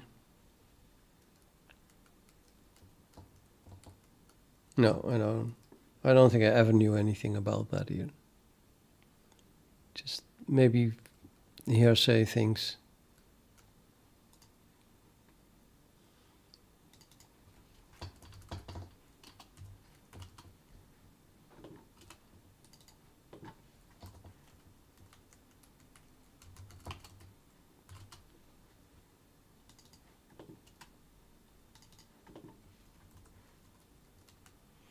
Yeah, the handles are different. That says to be expected, I guess.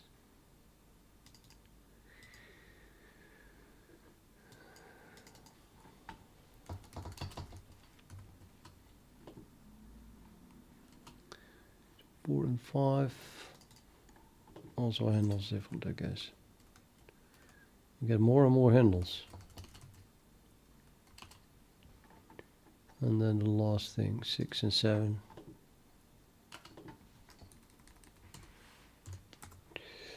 Also.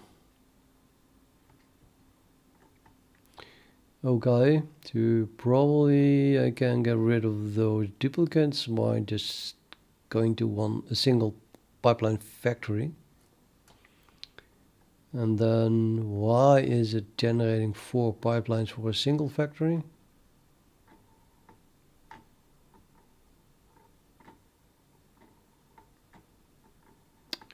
Should I not care?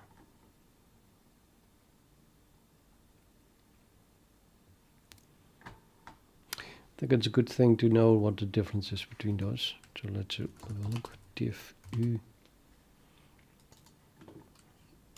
Let's go from 0 to 2.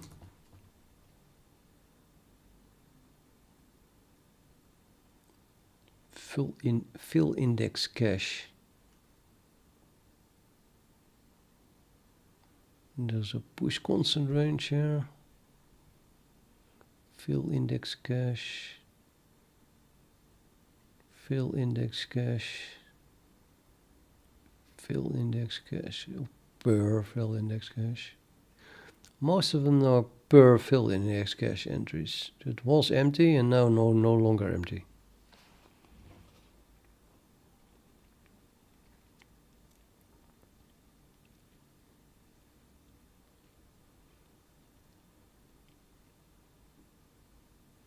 Yes, but also a push constant range.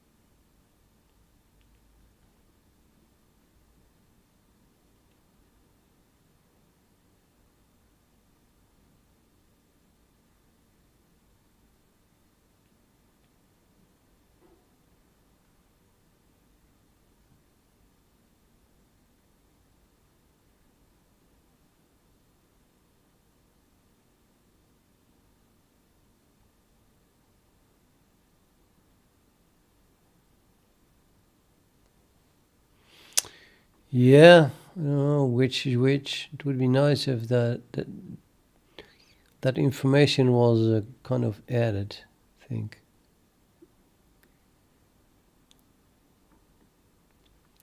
Maybe as an attribute here.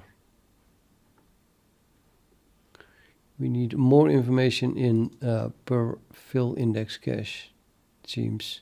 Or I don't know.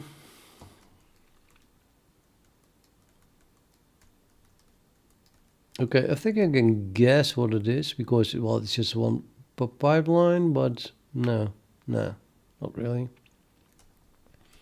Form. Hello, Everest.